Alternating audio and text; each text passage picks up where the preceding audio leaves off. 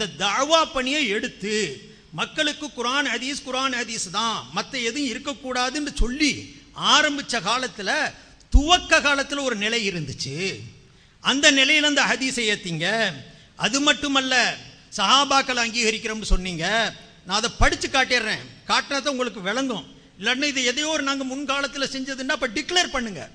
இந்த வருஷத்தில் நான் இந்த எழுதின இந்த செய்தியில் நான் தப்பு செஞ்சுட்டேன்னு சொல்லுங்க, அல்லது அதுக்காண்டி நீங்கள் பரிகாரம் தேடணும். சொல்லிட்டீங்கன்னா நாங்கள் அடுத்து பேச மாட்டோம். இன்னைக்கு அவர் அப்படி இருந்தார், இன்னைக்கு அவர் மாறிட்டாரு, நிலைப்பாடு மாறிக்கிருச்சா, அப்போ தப்பு செஞ்சுட்டான், இன்னைக்கு ரைட்டான வழியிலுக்கு வந்துட்டேன்னா அடுத்த நான் கூட்டத்தில் எங்கேயும் பேச மாட்டோம். ஏன்னா அது மனிதன் தவறு செய்யலாம். நான் என்னைக்குமே சொல்கிறது தான், தவறு இயல்பு தான். அதுலேயும் மார்க்க சட்ட விஷயங்கள் அடுத்து இன்ஷா அல்லாஹ் நான் பேசும்போது சொல்லுவேன். ஒவ்வொன்றையும் எடுத்து காட்டுறதுக்கு நான் கடமைப்பட்டிருக்கிறேன். மார்க்க விஷயங்கள் அபூ ஹனீஃபா அப்படி தப்பு செஞ்சுட்டார், இமாம் ஷாஃபி தப்பு செய்யாத ஆள் உலகத்திலே இல்லை. அல்லாஹ் ரசூலை தவிர அல்லாஹ் ரசூலும் தப்பு செய்ய மாட்டாங்க, மனமுரண்டாக எப்பவும் செய்யவும் மாட்டாங்க. மனமுரண்டு இல்லாமையும் பெரிய தவறுகள் நடக்கவே முடியாது, ரசூலுல்லாட்டையும் ஸல்லல்லாஹு அலைஹி வஸல்லத்திட்டையும். அதனால தவறுங்கிறது வரும். ஃபிக்ஹுடைய அடிப்படை சட்டமே என்ன தெரியுமா? இவங்க பாதியை என்னைக்குமே துண்டிச்சு பேசுறவங்க தான். நான் இன்னைக்கு இன்ஷா அல்லாஹ் பிஜே இடத்துல அந்த இமாம்கள் சொன்னதா, அஹ்மது இப்னு ஹம்பல் சொன்னதா, சொன்னதுடைய காப்பிகள் நான் வாங்குவேன். ஏன்டா என் முன்னால் அந்த ஹம்பலி மதுஹபுடைய கிதாபுகள் நிறைஞ்சு இருக்குது. ஏராளமான மசலாக்களை இஜ்மாவை கொண்டு தான் நிரூபணமாயிருக்குன்னு கிதாபுகளில் தெளிவாக எழுதியிருக்கிறாங்க. அப்படி இருக்கும் பொழுது இமாம் அஹ்மது இப்னு ஹம்பல் இப்படி சொல்லியிருக்கிறாருன்னு சொன்னால் என்னுடைய இதுக்கு தெரியல, அவர்கிட்ட காப்பி வாங்கி பார்ப்பேன். உண்மையிலே இருக்குமே ஆனால் அடுத்த பேச்சை நாங்கள் அதுக்குண்டான பதில் சொல்லுவோம். அதை பார்க்கணும். இன்ஷா அல்லாஹ் அந்த காப்பி அவருக்கு கொடுப்பாரு. நாங்கள் இன்ஷா அல்லாஹ் உங்களுக்கு பார்த்துட்டு பேசுகிறோம்.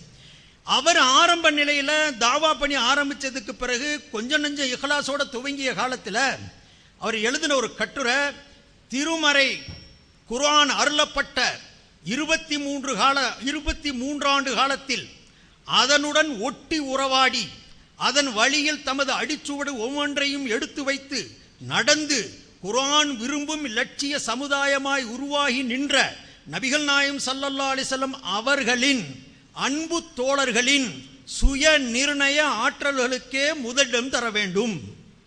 சஹாபாக்களுடைய சுய நிர்ணய ஆற்றல், தாங்களா எடுத்த முடிவுன்னு அர்த்தம். சுய நிர்ணய ஆற்றல், தாங்களா எடுக்கக்கூடிய ஆய்வுடைய, அதற்கு முதலிடம் தர வேண்டும். அவர்களிலும் குறிப்பாக இதில் நல்லா சொல்றாரு பாருங்க, ரசூலுல்லாவுடைய தோழர்கள் எல்லாரும் சேர்ந்து 23 வருஷம் ரசூலுல்லாட்ட ஒட்டி உறவாடி இருந்தவங்க, சேர்ந்து வாழ்க்கை கழிச்சவங்க, எல்லாம் அவங்க வாழ்க்கையிலாம் அவங்க அண்மித்து இருந்தவங்க. அந்த மக்கள் சேர்ந்து ஒரு சுய நிர்ணய ஆற்றல் கொடுக்குறாங்கன்னு சொன்னா அதுக்கு முதலிடம் தரணும். நம்ம அர்த்தம்லாம் பின்னால போயிடணும், ஏன் கருத்தை பின்னால தள்ளு, அவங்களுடைய கருத்துக்கு முதல் உரிமை கொடு எழுதியிருக்கிறார். அதிலும் குறிப்பாக, அவர்களிலும் குறிப்பாக நபிகள் நாயகம் ஸல்லல்லாஹு அலைஹி வஸல்லம் அவர்களுக்கு பின் அறநெறி வலுவா ஆட்சி நடத்திய 4 குடியரசு தலைவர்களான அபூபக்கர், உமர், உஸ்மான், அலி ஆகியோர், அவர்களிலேயே அறிஞர் பெருந்தகையினராக ஒருமித்து ஏற்றுக்கொள்ளப்பட்ட அப்துல்லாஹ் இப்னு மசூத், அப்துல்லாஹ் இப்னு அப்பாஸ் போன்றோரின் சுய நிர்ணய ஆற்றலால் எடுக்கப்பட்ட முடிவுகளுக்கும் அவர்கள் தந்த தெளிவுரைகளுக்குமே முதலிடம் தரப்பட வேண்டும். எழுதுனது எவ்வளவு அழகா எழுதியிருக்கிறாங்க பாருங்க. இன்னைக்கு ஏன் மாறிட்டோம்னு சொல்லுங்க, நம்ம கேட்க மாட்டோம். அடுத்து இந்த நிலை இருந்துச்சு, இன்னைக்கு நாங்கள் அன்னைக்கு வீடு குடிச்சது மாதிரி நினைச்சதை விட்டுறேன், அல்லது அந்த காலத்தில் நான் செஞ்ச தவறுகள் மாதிரி இதையும் தவறாக நினைச்சு விட்டுறேன், டிக்ளேர் பண்ணுங்க. இன்ஷா அல்லாஹ் அதுக்கு பிறகு நான் பேச மாட்டேன். சஹாபாக்களோட அவங்க நிக்கல. அருமை சோதரிலே கேட்ட ஆச்சரியப்பட்டு போயிருவீங்க. இந்த மாற்றங்கள் ஏன் வந்துச்சுங்க கூடியதை மக்களுக்கு மத்தியில் நீங்க விளக்கி கொடுக்கணும். எல்லாரும் நம்ம எதிர்பார்க்கிறோம், நானும் எதிர்பார்க்கிறேன். இப்படி எழுதுன நீங்க இப்படி மாறக்கூடிய நிலைமைக்கு ஏன் தள்ளப்பட்டுட்டீங்க? ஒன்று நினைவில்லாமல் எழுதுனீங்களா, அல்லது அதுக்கு கொள்கைகள் மாற்றம் ஏற்பட்டுச்சதா, அல்லது எங்கிருந்தாவது நிர்பந்தங்கள் ஏற்பட்டுச்சா, அல்லது தவறுகள் என்ற ரீதியில் நாங்கள் நடந்துருச்சுன்னு சொல்றீங்களா, அல்லது திட்டமிட்டு நடத்தப்பட்ட சதின்னு சொல்றீங்களா? இதை மக்களுக்கு முன்னால் எடுத்துக்காட்டுங்க. நான் கோவப்பட்டு பேசுறேன், எனக்கு ரொம்ப கோவம் வரும்லாம், அந்த இதெல்லாம் வேண்டாம். இங்க நல்லா பேசுங்க, என்னை பத்தி பேசுறதுக்கு முழு உரிமை இருக்குது. நான் செஞ்சிருந்த தவறுகள் இருக்குமே, ஆனால் மஜ்மாவில் சொல்லுங்க, இந்த கூட்டத்தில் சொல்லுங்க, நான் திருத்திக்கிடுவேன், உடனே நான் வாபஸ் வாங்குறேன். அப்படி இருக்குமே ஆனால் அதே மாதிரி உங்களுக்கு மக்கள் மத்தியில் ரொம்ப குழப்பம் ஆகிப்போச்சு. 25 வருஷத்துல குழம்புன மக்கள் மாதிரி வேற எங்கேயும் எந்த காலத்திலையும் எந்த ஊர்லையும் குழம்பிருக்க மாட்டாங்க. அதனால ஒரு தெளிவுரைகள் தர வேண்டுங்கிற எண்ணத்துல தான் இதை எடுத்து வைக்கிறேன். தெள்ள தெளிவாங்க நீங்க எழுதுனீங்க.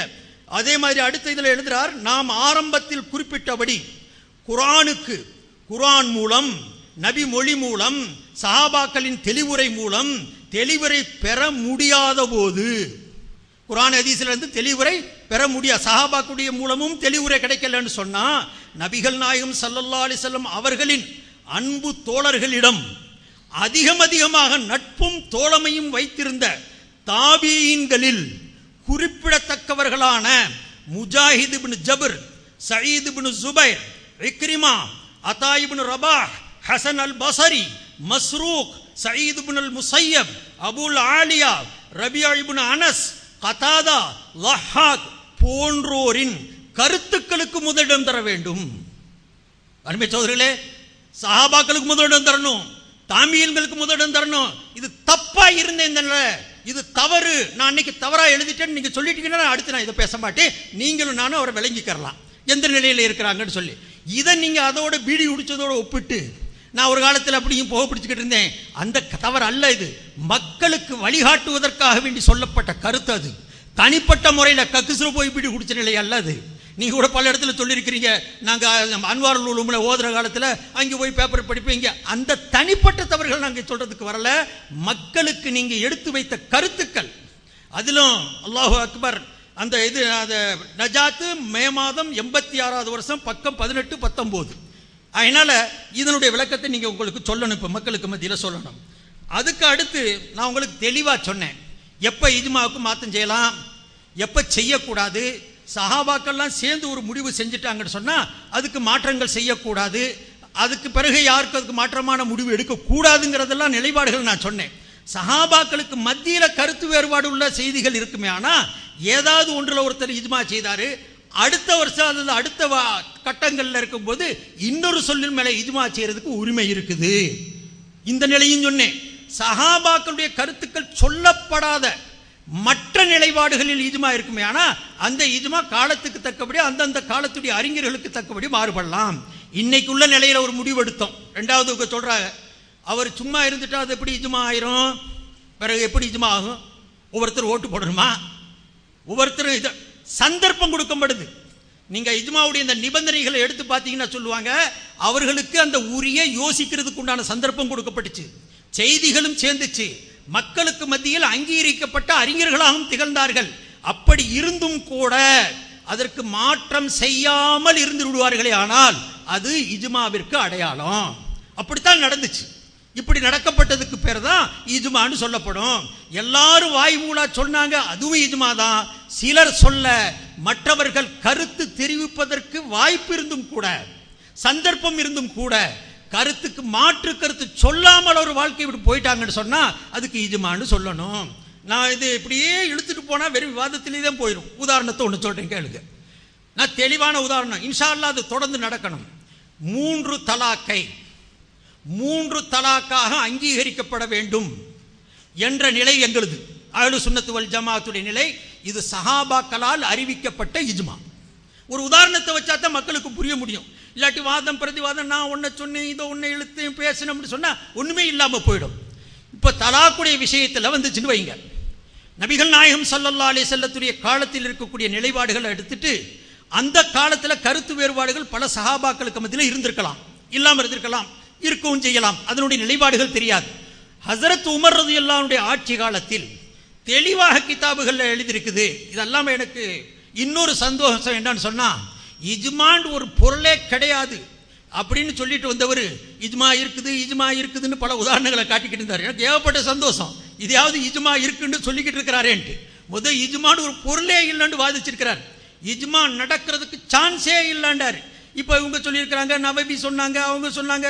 நீங்க நவவியை சொல்லும் போது நான் 48 இமாம்களுடைய பேர் சொல்ல முடியும். அத்தனை பேர்களும் இஜ்மா இருக்கு இருக்கு இருக்குன்னு சொல்லியிருக்கிறாங்க. ஆக இஜ்மா என்று ஒன்று இருக்குதுங்கிறத அங்கீகரிச்ச அளவுக்கு நான் சந்தோஷம். ஹஸரத் ரசூலுல்லாஹி ஸல்லல்லாஹு அலைஹி வஸல்லத்துடைய காலத்துக்கு பிறகு ஹஸரத் உமர் ரலியல்லாஹு அன்ஹுடைய ஆட்சி காலத்தில் 3 தலாக் 3 தான் அப்படின்னு பிரகடனப்படுத்தப்பட்டது. உமருடைய ஆட்சி தனிப்பட்ட உமர் செய்யல, உமர்கிட்ட இருக்கக்கூடிய ஷூராவுடைய கமிட்டிகள் சேர்ந்து முடிவெடுத்துச்சு, எடுத்து டிக்ளேர் பண்ணாங்க. மற்ற எந்த சஹாபியும் உங்களுடைய வாழ்க்கை முடிவு வரைக்கும் கூட இதுக்கு எதிர்ப்பு செய்யல. அப்படி இருந்துச்சுன்னா எனக்கு ஒரு ஆதாரம் காட்டுங்க, ஏதாவது ஒரு சஹாபி.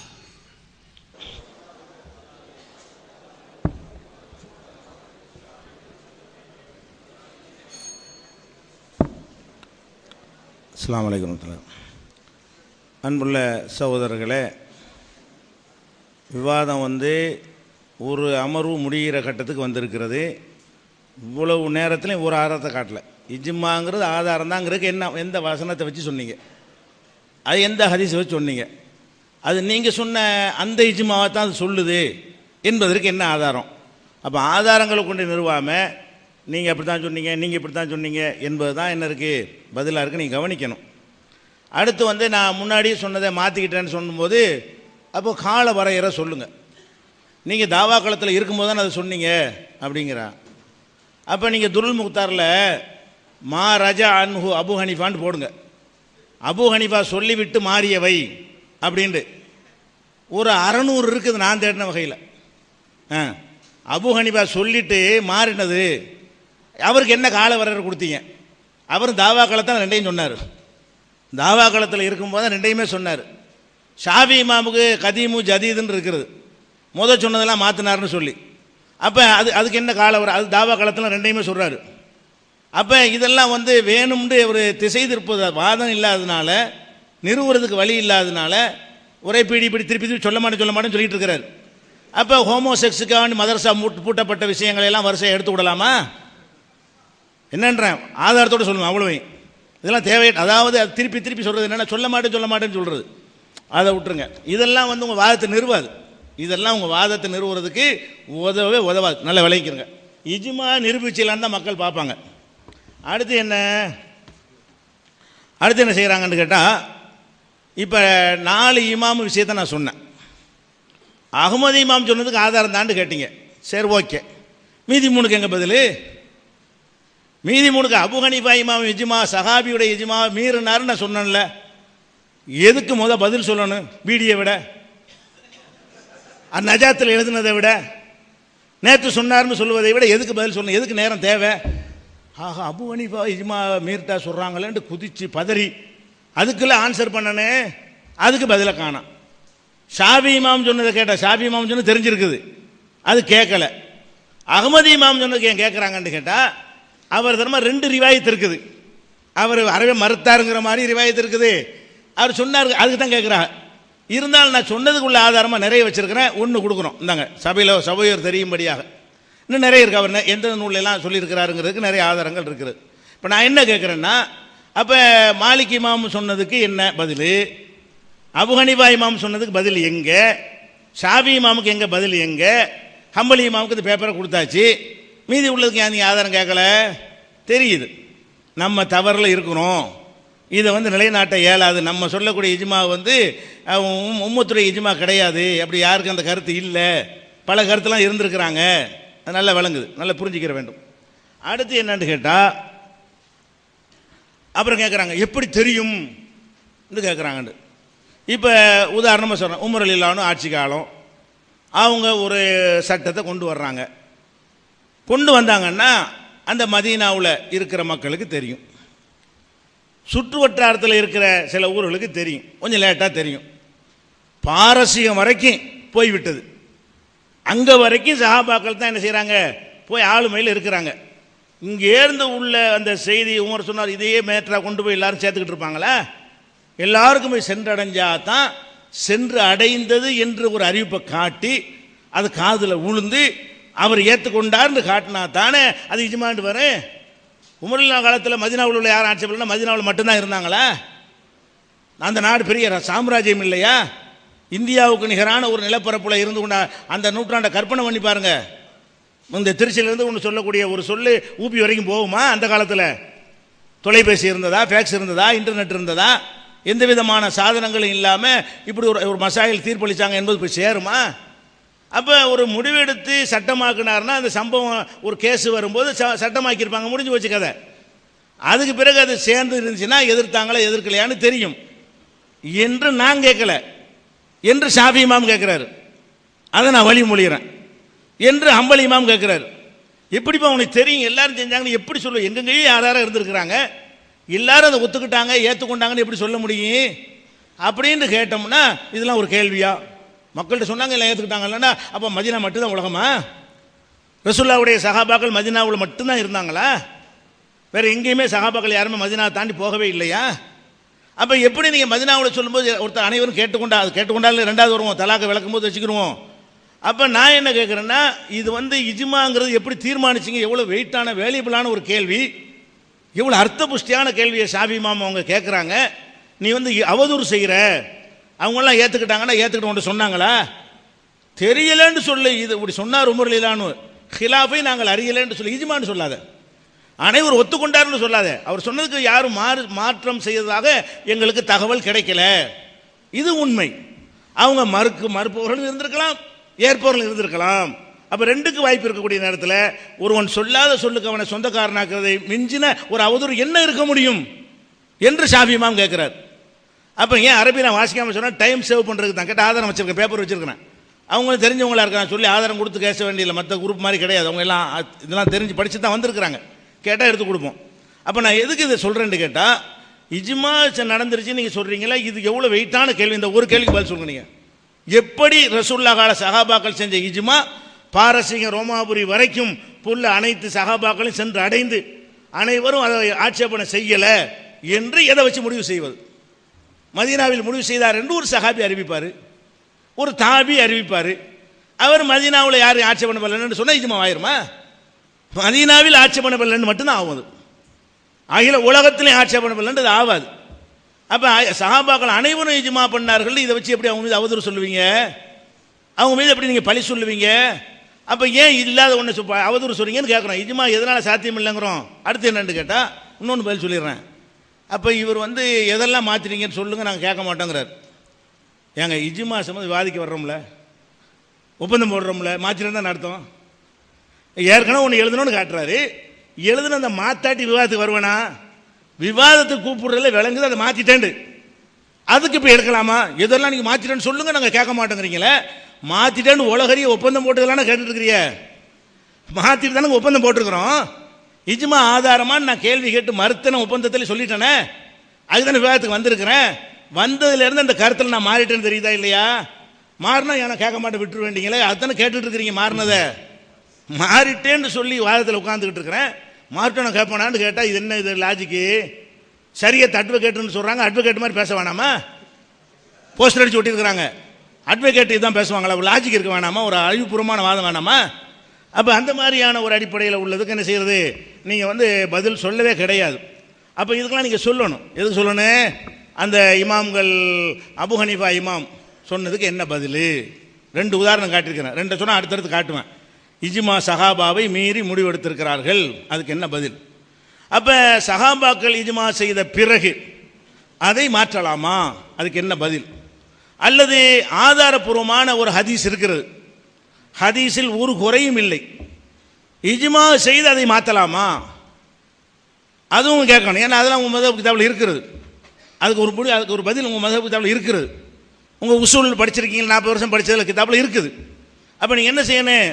ஹதீஸ் ஆதாரமாக இருக்குது, அதுக்கு மாற்றமாக எல்லாரும் இஜ்மா பண்ணிட்டாங்க, இஜ்மா வந்து ஹதீஸை மாற்றி பிடிச்சின்ற அளவுக்கு எல்லாம் என்ன செய்யுது சொல்கிறாங்களே, அதை நீங்கள் ஏற்றுக்கிறீங்களா இல்லையா? அப்படி இல்லைங்கிறீங்களா? அப்போ இஜ்மா என்பது வந்து குர்ஆன் ஹதீஸை வச்சு தான் எடுக்கணும்னு ஒரு பக்கம் சொல்கிறீங்க, குர்ஆன் ஹதீஸில் இருந்தாலும் அது வந்து அதையும் நாங்கள் இஜ்மா மூலமாக மாற்றுவோங்கிறீங்க. ஏன் இவ்வளவு பெரிய தடுமாற்றம்? அதுக்கு பதில் நீங்கள் சொல்லவே கிடையாது. புது கேள்வி கேட்காம நான் பழசை யாவப்படுத்தி கேட்குறேன், அதுக்கெல்லாம் பதில் வச்சா நீங்கள் பாருங்கள். 4 மதமும் சேர்ந்து இஜ்மா செய்யணுமா, ஒரு மதம் தனியாக செய்யணுமான்னு கேட்டனா இல்லையா? அதுக்கு எங்கே பதில்? இவங்க இஜ்மான்னு சொல்கிற மசாயல்கள்லாம் வேறு மதகப்பட மாற்றமாக இருக்குது. அப்போ இஜ்மா உம்மாண்டு ஏன் சொல்கிறீங்க? முஜ்தஹிதுல் உம்மாண்டு இதுக்கு சொல்கிறீங்க. அப்போ முஜ்தஹிதுன்னா ஹனஃபி மட்டும்தான் முஜ்தஹிதா? அவங்க எடுக்கிறது மட்டும்தான் மார்க்கமா? அப்போ ஷாஃபியாக்கெல்லாம் அவங்கெல்லாம் இஜ்மா செய்ய அதிகாரம் இல்லைங்கிறீங்களா? ஓப்பனாக சொல்லுங்கள். எல்லாத்துக்கும் பொது சுன்னத் ஜமாத் சார்பாக தான் பேச வந்திருக்கேன், ஹனஃபி மதுவை பேச வரல. நீங்கள் உங்கள் வாதப்படி 4 மதுஹப் சுன்னத் ஜமாத்து. அப்போ அந்த இஜ்மா செய்யக்கூடிய அதிகாரம் வந்து ஹனஃபிக்கு மட்டும் இருப்பதாக சொல்கிறீங்களா? அல்லது 4 இமாம்கள் கூடி கூடி மசோரா பண்ணி அந்த முடிவு எடுக்கணும், அப்படி அது வேணும் தெளிவுபடுத்தணுமா இல்லையா? இதை கேள்வி கேட்கணும், இதுக்கு பதில் சொல்லலை. எதுக்காக வேண்டி இந்த விஷயத்தை போட்டு குழப்புறீங்க? ஆதாரத்தின் அடிப்படையில் முடிவெடுப்பது என்று வைத்துக்கொண்டால் ஒருத்தன் எடுத்தாலும் முடிஞ்சு போச்சு. ஒரு ஆள் அப்படின்னு சொல்கிறார், நிலாமுன்னு ஒருத்தர் சொல்கிறாரு, ஒரே ஒருத்தர் ஒரு முடிவு எடுத்ததுக்கு ஆதாரம் இருந்தால் அதுதான் இஜ்மாங்கிறார். ஒருத்தன் தான் செய்யணும், ஆதாரத்தை காட்டிவிட்டான், அதான் இஜ்மா அப்படின்னு சொன்னவர்களும் இருக்கிறார்கள். இஜ்மாவுக்கு விளக்கம். அதனால் இஜ்மான்ற அந்த வார்த்தையை வைத்துக்கொண்டு நீங்கள் வந்து அல்லாஹ் ரசூலுடைய தீனில் விளையாடாதீங்க, மார்க்கத்தில் விளையாடாதீங்க, மார்க்கத்தை உருவாக்குற அதிகாரம் மனுஷனுக்கு இருக்குன்னு சொல்ல வராதிங்க, அல்லாவுக்கு தீனை நீங்கள் கற்றுக் கொடுக்காதீங்க, அல்லாஹ் சொல்லாமல் விட்டுட்டான்னு காட்டாதீங்க, அதிலிருந்து விளங்கி தான் எடுப்பது இஜ்மா என்று சொன்னால் அதுக்கு இஜ்மா தேவையில்லை, ஒத்தஞ்ச நாள் போதும். விளங்குவது தான் இஜ்மான்னு சொன்னீங்கன்னா விளங்குற மாதிரி ஒருத்தன் ஆய்வு செஞ்சு சொல்லிட்டானே ஆனால் கரெக்டாக இருக்குமே ஆனால் அது ஓகே. அது ஏன் ஏற்றுக்கிறோம்? அதில் இருக்கிறதுனால ஏற்றுக்கிறோம். அந்த வசனத்தில் அந்த கருத்து இருக்குன்னு ஏற்றுக்கொள்கிறோம், அந்த ஹதீஸில் அந்த கருத்து இருக்குன்னு ஏற்றுக்கொள்கிறோம். ஒரு 1000 பேர் சேர்ந்து சொல்கிறாங்க, ஆய்வு செஞ்சு சொல்கிறாங்க, ஏற்றுக்கிறோம். எதுக்காக வேண்டி? 1000 பேருக்காக ஏற்றுக்கிறல, அது கரெக்டாக இருக்கிறதுக்காக வேண்டி. 1000 பேர் சொல்கிறாங்க, அந்த அவங்க சொல்கிற வசனத்துக்கும் அவங்க சொல்கிற முடிவுக்கும் சம்மந்தம் இல்லை. அப்போ என்ன சொல்லுவோம்? இது தப்புன்றுவோம். அப்போ நம்பரை வச்சு தீர்மானம். குர்ஆன் ஹதீஸ்ல நீங்களே சொல்கிறீங்க, ஒப்பந்தத்தில் சொல்கிறீங்க, இப்பவும் சொன்னீங்க. என்ன சொன்னீங்க? நேரடியாக இல்லாத விஷயத்தில் இருக்கும், அதில் உள்ளது எடுத்துக்காட்டி தான் செய்யணும்னு தானே சொல்கிறீங்க. அப்படி எடுத்துக்காட்டி தான் நீங்கள் இஜ்மாலாம். நான் இஜ்மா பட்டியல் வாசிக்கிறேன், இஜ்மால் நீங்கள் எடுத்த முடிவுலாம் மதகுக்கு தலை இஜ்மான்னு போட்டுருக்கிறீங்களே, இதெல்லாம் எந்த வசனத்தை வச்சு எடுத்தேன்னு நான் கேட்பேன், எந்த ஹதீஸை வச்சு ஆய்வு செஞ்சு எடுத்து இஜ்மாவா என்பதையும் கேட்பேன், அது எந்த மாதிரி இஜ்மாங்கிறதையும் கேட்பேன். அப்போ நீங்கள் தலைப்பு என்ன? இஜ்மாங்கிறது ஒரு கான்செப்டா மார்க்கத்தில் உண்டா? எதுக்கு தேவையற்ற ஒன்று போல குழப்பம் உள்ள ஒன்றை இன்னும் சொல்கிறேன், அது ஒரு மார்க்க ஆதாரமாக இருந்தால் நம்மளுக்கு குழப்பம் வருமா? அடிப்படையில் குழப்பம் வரும். மார்க்கத்தின் ஒரு மூல ஆதாரம் என்கிற ஒரு வகையில் இருக்கிறது. உங்கள் விசூல் ஃபிக்கில் இருக்கிறாங்க, வஹி குர்ஆன் ஹதீஸ் மட்டும்தான், 2 தான் வஹி, மற்றதெல்லாம் வஹி இல்லைன்னு எழுதியிருக்கிறாங்க நீங்கள் சொன்ன உசூல் ஃபிக்கு கிதாபுலையே. அப்போ இஜ்மால வஹி கிடையாது. அப்போ வஹி இல்லாமல் இருந்து கொண்டு அதை போய் நம்ம எடுத்து ஏற்று இது இஜ்மாவா? சஹாபி சொன்னால் தான் இஜ்மாவா? மதீனாவை சொன்னால் தான் இஜ்மாவா? மக்கா மதீனா சேர்ந்து சொன்னால் தான் இஜ்மாவா? அல்லது முஜ்தஹி சொன்னால் தான் இஜ்மாவா? கசாலி இமாம் சொல்கிறாரு முஜ்தஹி இதெல்லாம் கிடையாது.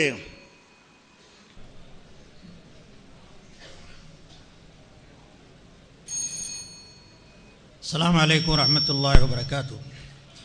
கண்ணியத்துக்குரிய சகோதரர்களே, பேசும்போது சொன்னாங்க, நாங்கள் எங்கள் நிலைப்பாட்டிலேருந்து மாறுறதுனால தானே உங்கள்கிட்ட விவாதத்துக்கே வந்திருக்கிறேன், பழைய நிலைப்பாட்டில் இருந்திருந்தால் அவங்க இதை பற்றி விவாதிக்கவே நான் வந்திருக்க மாட்டேனே, அதிலிருந்தே நீங்கள் விளங்கிக்கிறணும், நாம் டிக்ளர்லாம் செய்ய மாட்டோம், நீங்களாக புரிஞ்சுக்கிறணுங்கிறார். ஆனால் இதுலேயும் உண்மையாக இருந்தால் அல்ஹம்துலில்லாஹ் ஏற்றுக்கிறோம், இதுலேயும் அவர் உண்மையாக இருந்தா. ஆனால் உண்மையாளி அல்ல அவர். இப்போ சமீபத்தில் அவர் பேசியிருக்கிறாரு, போடுப்பா கிளிப் கேளுங்க. இப்ப சொன்ன இந்த விஷயங்கள் எதுவுமே நான் இப்ப சொல்றேன்னு நீங்க நினைக்க கூடாது. எந்த வருஷத்திலையும் சொல்லி இருக்கிறேன். எதை? குர்ஆன் சுன்னாதான் அடிப்படை, சஹாபாக்கள் பின்பற்றக்கூடாது, அஸ்ஹாபிகிற இந்த ஹதீஸ்களை எல்லாம் எப்போ சொல்லியிருக்கிறோம்? இந்த பிரச்சாரத்தை ஆரம்பிக்கிற 1980 இருந்து சொல்றோம். 80 1980 இதே பிரச்சாரம் தான்ங்கிறார். நான் உங்களுக்கு வாசிச்சது 1986. அப்ப என்னன்னு புரிஞ்சுக்கங்க.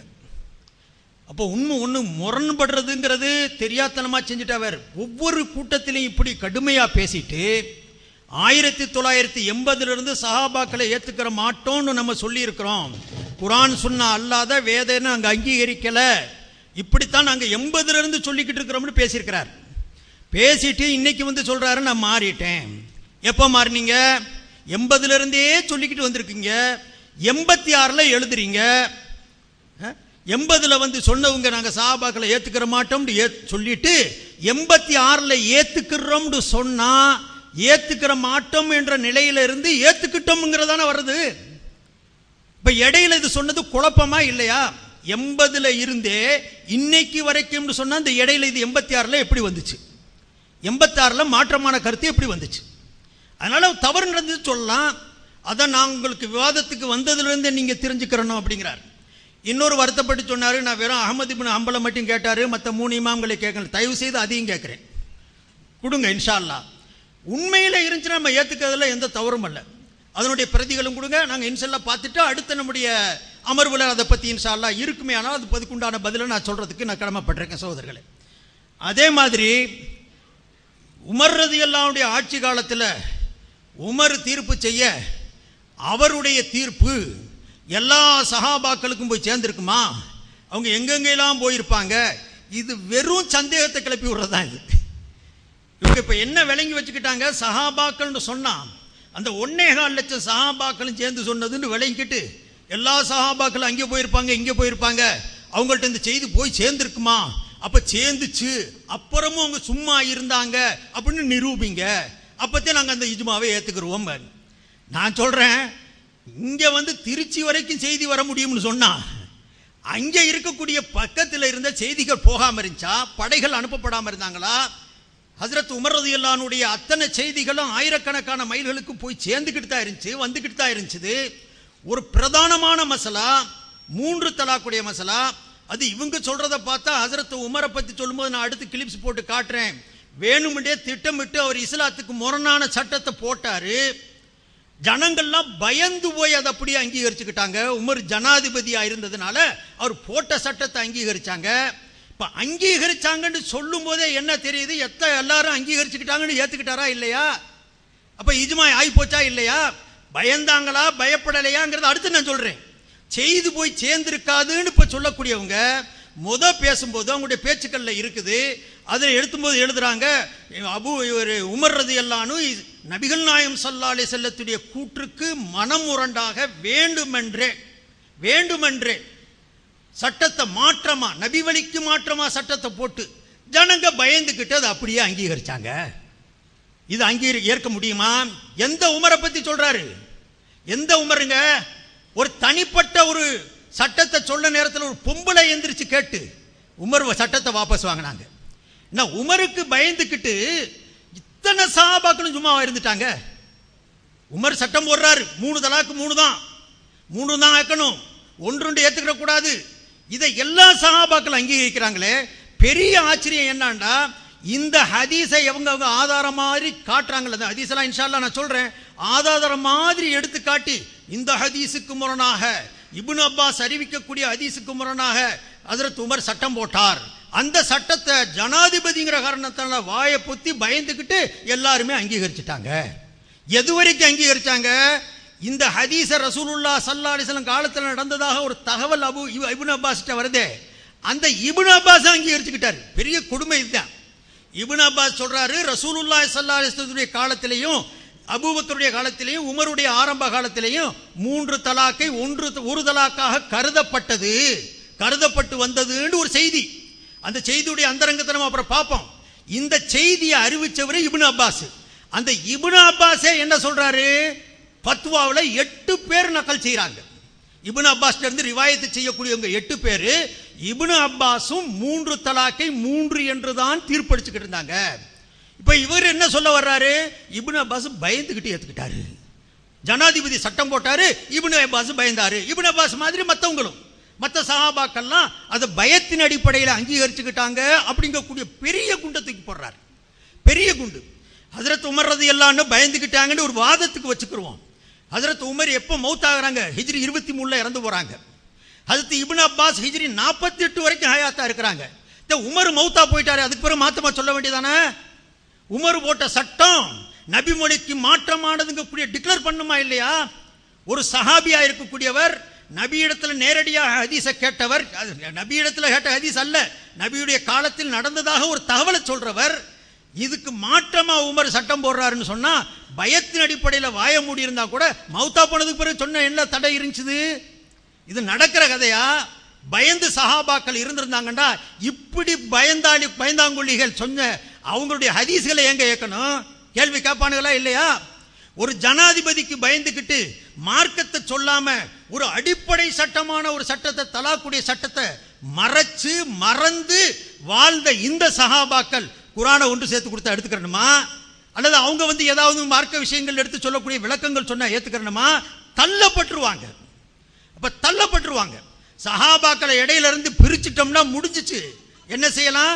அவங்கவுங்க இஷ்டப்பட்டதை சொல்லலாம், கண்டவங்கெல்லாம் கண்ட மசாலாவை சொல்லலாம். அதுக்குத்தான் இந்த இஜ்மா மறுப்பு என்பதை அவங்க வைக்கிறாங்க. எதுக்கு வைக்கிறாங்க தெரியுமா? இஜ்மா இங்கிட்டு சொல்றதே மார்க்கத்துக்கு சேஃப்டி, அது பாதுகாப்பு. கண்டவங்கெல்லாம் கண்ட சட்டத்தை சொல்லிடக்கூடாது. முன்னால சஹாபாக்கள் இது சம்பந்தமா என்ன தீர்ப்பு செஞ்சாங்க கவனிப்போம்.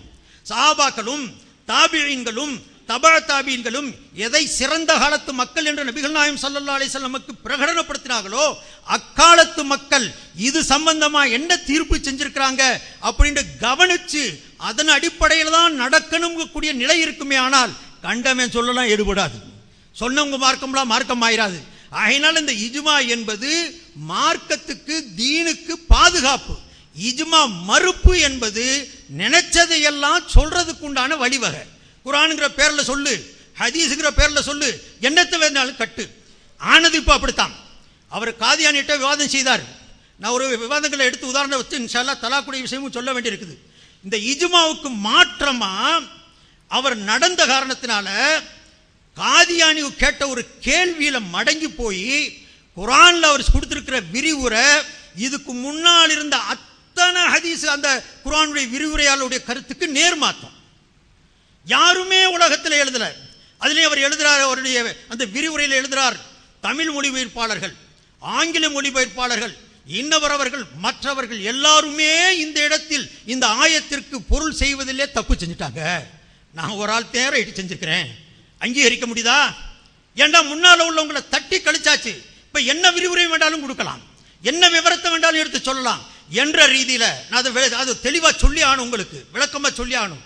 பெரிய பெருமை என்னன்னா, முன்னால் வைந்த அத்தனை அறிஞ பெருமக்களுக்கு மாற்றமாக, முரணாக, தன்னிச்சையாக, தனிப்பட்ட முறையில் ஒரு வினோதமான கருத்தை சொல்லிட்டு இதுதான் சரி, மற்ற எல்லா பேரும் இதுவரைக்கும் இருந்தவர்கள் எல்லாருமே தப்பு செஞ்சுட்டாங்க அப்படிங்கக்கூடிய இந்த ரீதியில எப்ப பேச முடியும் சொன்னா, முன்னால போனவங்க எல்லாம் கவனிக்கத்தக்கவர்கள் அல்ல, எடுத்துக்கொள்ளத்தக்கவர்கள் அல்ல, ஆதார புருஷர்கள் அல்ல.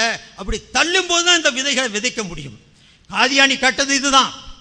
ஈசா அலைஹிஸ்ஸலாம் அவர்கள் நீங்க மௌத்தாயிட்டதாக நீங்க சொல்றீங்களே, அப்ப ஈசா அலைஹிஸ்ஸலாம் ஹயாத்தா இருக்கிறதா நீங்க சொல்றீங்களே, நாங்க மௌத்தாயிட்டோம்னு சொல்றோம். காதியானியுடைய கருத்து ஈசா அலைஹிஸ்ஸலாம் இறந்துட்டாங்க, அவன் மைசூர்ல இது என்னது காஷ்மீர்ல அடக்கப்பட்டிருக்கிறாங்க. அப்படியே அவனுடைய தப்பான வாதம் கிறுக்கனுங்க அவனுங்க, என்ன வாதத்தை வச்சானுங்க. அதற்கு இவரிடத்துல கேள்வி கேட்கும் பொழுதோ அல்லது யாரு கேட்டாங்களோ தெரியாது, எவனோ கேட்டுட்டான், ஈசா அலைஹிஸ்ஸலாம் ஹயாத்தா இப்பவும் இருக்கிறதாக குர்ஆன் சொல்றதா சொல்றீங்க, உங்க மார்க்கத்தில் சொல்லப்பட்டதா சொல்றீங்களே, ஈசா அலைஹிஸ்ஸலாம் இப்ப ஹயாத்தா இருக்கிறதா இருந்தா குர்ஆன்ல வருது, வௌசானி பிஸ்ஸலாத்தி வஸ்ஸகாத்தி மா தும்து ஹய்யன், வௌசானி பிஸ்ஸலாத்தி வஸ்ஸகாத்தி, அல்லாஹ் எனக்கு கட்டளையிட்டு இருக்கிறான் தொழும்படியும் ஜகாத்து கொடுக்கும்படியும் நான் உயிரோடு இருக்கும் காலமெல்லாம். நான் எப்போ வரைக்கும் உயிரோட இருப்பனோ அந்த உயிரோட இருக்கிற வரைக்கும் நான் தொழுகவும் வேணும், ஜக்காத்தும் கொடுக்கணும், அல்லாஹ் எனக்கு கடமையாக்கி இருக்கிறான், கட்டளை ஆக்கி இருக்கிறான் அப்படின்னு ஹஜ்ரத் ஈசா அலைஹிஸ்ஸலாம் சொன்னாங்க. அந்த கிறுக்கனுக்கு கேள்வி கேட்டானுங்க. என்ன கேள்வி கேட்டான்? அப்ப ஈசா அலைஹிஸ்ஸலாம் இப்ப ஹயாத்தா இருக்கிறாங்கன்னு சொல்றீங்கல்ல, வானத்துல உயர்த்தப்பட்டுட்டதா சொல்றீங்கல்ல, ஆமா. அப்ப ஹயாத்தா இருக்கிறாங்கல்ல, ஆமா. அப்ப அங்க தொழுகிறாங்களா, அங்கே உட்காந்துக்கிட்டு ஜக்காத்து கொடுக்குறாங்களா? அந்த ஜக்காத்தை எப்படி கொடுப்பாங்க? ஹயாத்தா இருக்கிறதாக நீங்க வாதிக்கிறதா இருந்தா, ஹயாத்தா இருக்கிற காலமெல்லாம் மாதும் து ஹய்யன், நான் உயிரோடு இருக்கும் காலம் வரைக்கும் நான் ஜக்காத்துடைய கடமையாக்கப்பட்டிருக்கிறேன், தொழுகும் வேணும், ஜக்காத்தும் கொடுப்பேன்டா. அங்கே மலக்குமார்களுக்கு ஜக்காத்து கொடுக்குறாங்களா? அங்கே உட்காந்துக்கிட்டு யாருக்கு ஜக்காத்து கொடுக்குறாங்க? இப்படி ஒரு கேள்வியை போட்டாங்க. மடங்கி போய் இஜ்மாவை பார்க்காம இதுக்கு முன்னால் செஞ்ச விரிவுரைகளை விட்டுட்டு முட்டி மோதி என்ன அர்த்தம் செஞ்சு விட்டார் தெரியுங்களா? பெரிய வினர்த்தம், அர்த்தம் அல்ல அனர்த்தம். அது மோசமான ஒரு கருத்தை சொல்லிட்டு அதுல பெருமை வேற அடிச்சுக்கிறாங்க. நாங்க ரொம்ப எங்களை மாதிரி யாருமே எழுதல, நாங்க தான் ஒழுங்கா எழுதியிருக்கிறோம். அதுல என்ன எழுதி போட்டாரு? ஆஹா, இங்க அப்படி அர்த்தம் வைக்க கூடாது, இதுவரைக்கும் பொருள் செஞ்சவன்லாம் தப்பு செஞ்சுட்டான், நான் சரியான பொருள் சொல்றேன். என்ன பொருள்? அல்லாஹ் சொல்றான், நான் தொழுகையும் ஜக்காத்தையும் எப்ப கொடுக்க வேணும்னு சொன்னா, நான் உயிரோடையும் இருக்கணும், எங்க அம்மாவுக்கு பணிவிட செய்யணும். அடுத்த ஆயத்துடைய ஒரு பகுதியை கொண்டாந்து இந்த ஆயத்தோட இணைச்சுக்கிட்டு எங்க அம்மாவுக்கு பணிவிடையும் செய்யணும், நான் உயிரோடையும் இருக்கணும். இந்த ரெண்டு நிபந்தனைகள் இருக்கும் பொழுதுதான்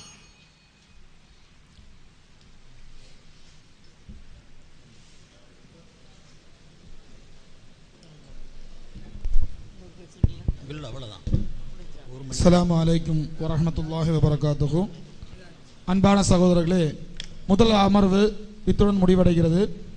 இன்ஷா அல்லாஹ் இரண்டாவது அமர்வு பகல் 2:30 மணி அளவில், சரியாக பகல் 2:30 மணி அளவில் தொடங்குவதற்கு 10 நிமிடங்களுக்கு முன்பாகவே வந்து இருக்கையில் அமருமாறு அன்போடு கேட்டுக்கொள்ளப்படுகிறீர்கள். இப்போ 5 நிமிஷம் கழிச்சு தான் எந்திரிச்சு போகணும். அவங்க எந்திரிச்சு அதுக்கப்புறம் 5 நிமிஷம் கழிச்சு நீங்க எந்திரிச்சு போங்க, நீங்க கிளம்பிக்கலாம். அலா அஹதி ரசூலில்லாஹி ஸல்லல்லாஹு அலைஹி வஸல்லம், ரசூல் ஸல்லல்லாஹு அலைஹி வஸல்லமுடைய காலத்திலும் வ அபீ பக்ரின் அபூபக்கர் ரலியல்லாஹு அன்ஹுடைய காலத்திலும் வ சனத்தைனி மின் ஹிலாஃபத்தி உமருடைய ஆட்சியின் 2 ஆண்டுகளிலும் தலாக்கு ஸலாசி வாஹிதா 3 தலாக் 1 தலாக் என்று தான் இருந்தது. ஹதீஸ் என்னது? ரசூல் ஸல்லல்லாஹு அலைஹி வஸல்லம் காலத்தில் 3 தலாக் என்றால் 1 தலாக் என்று இருந்தது. முடிஞ்சோ?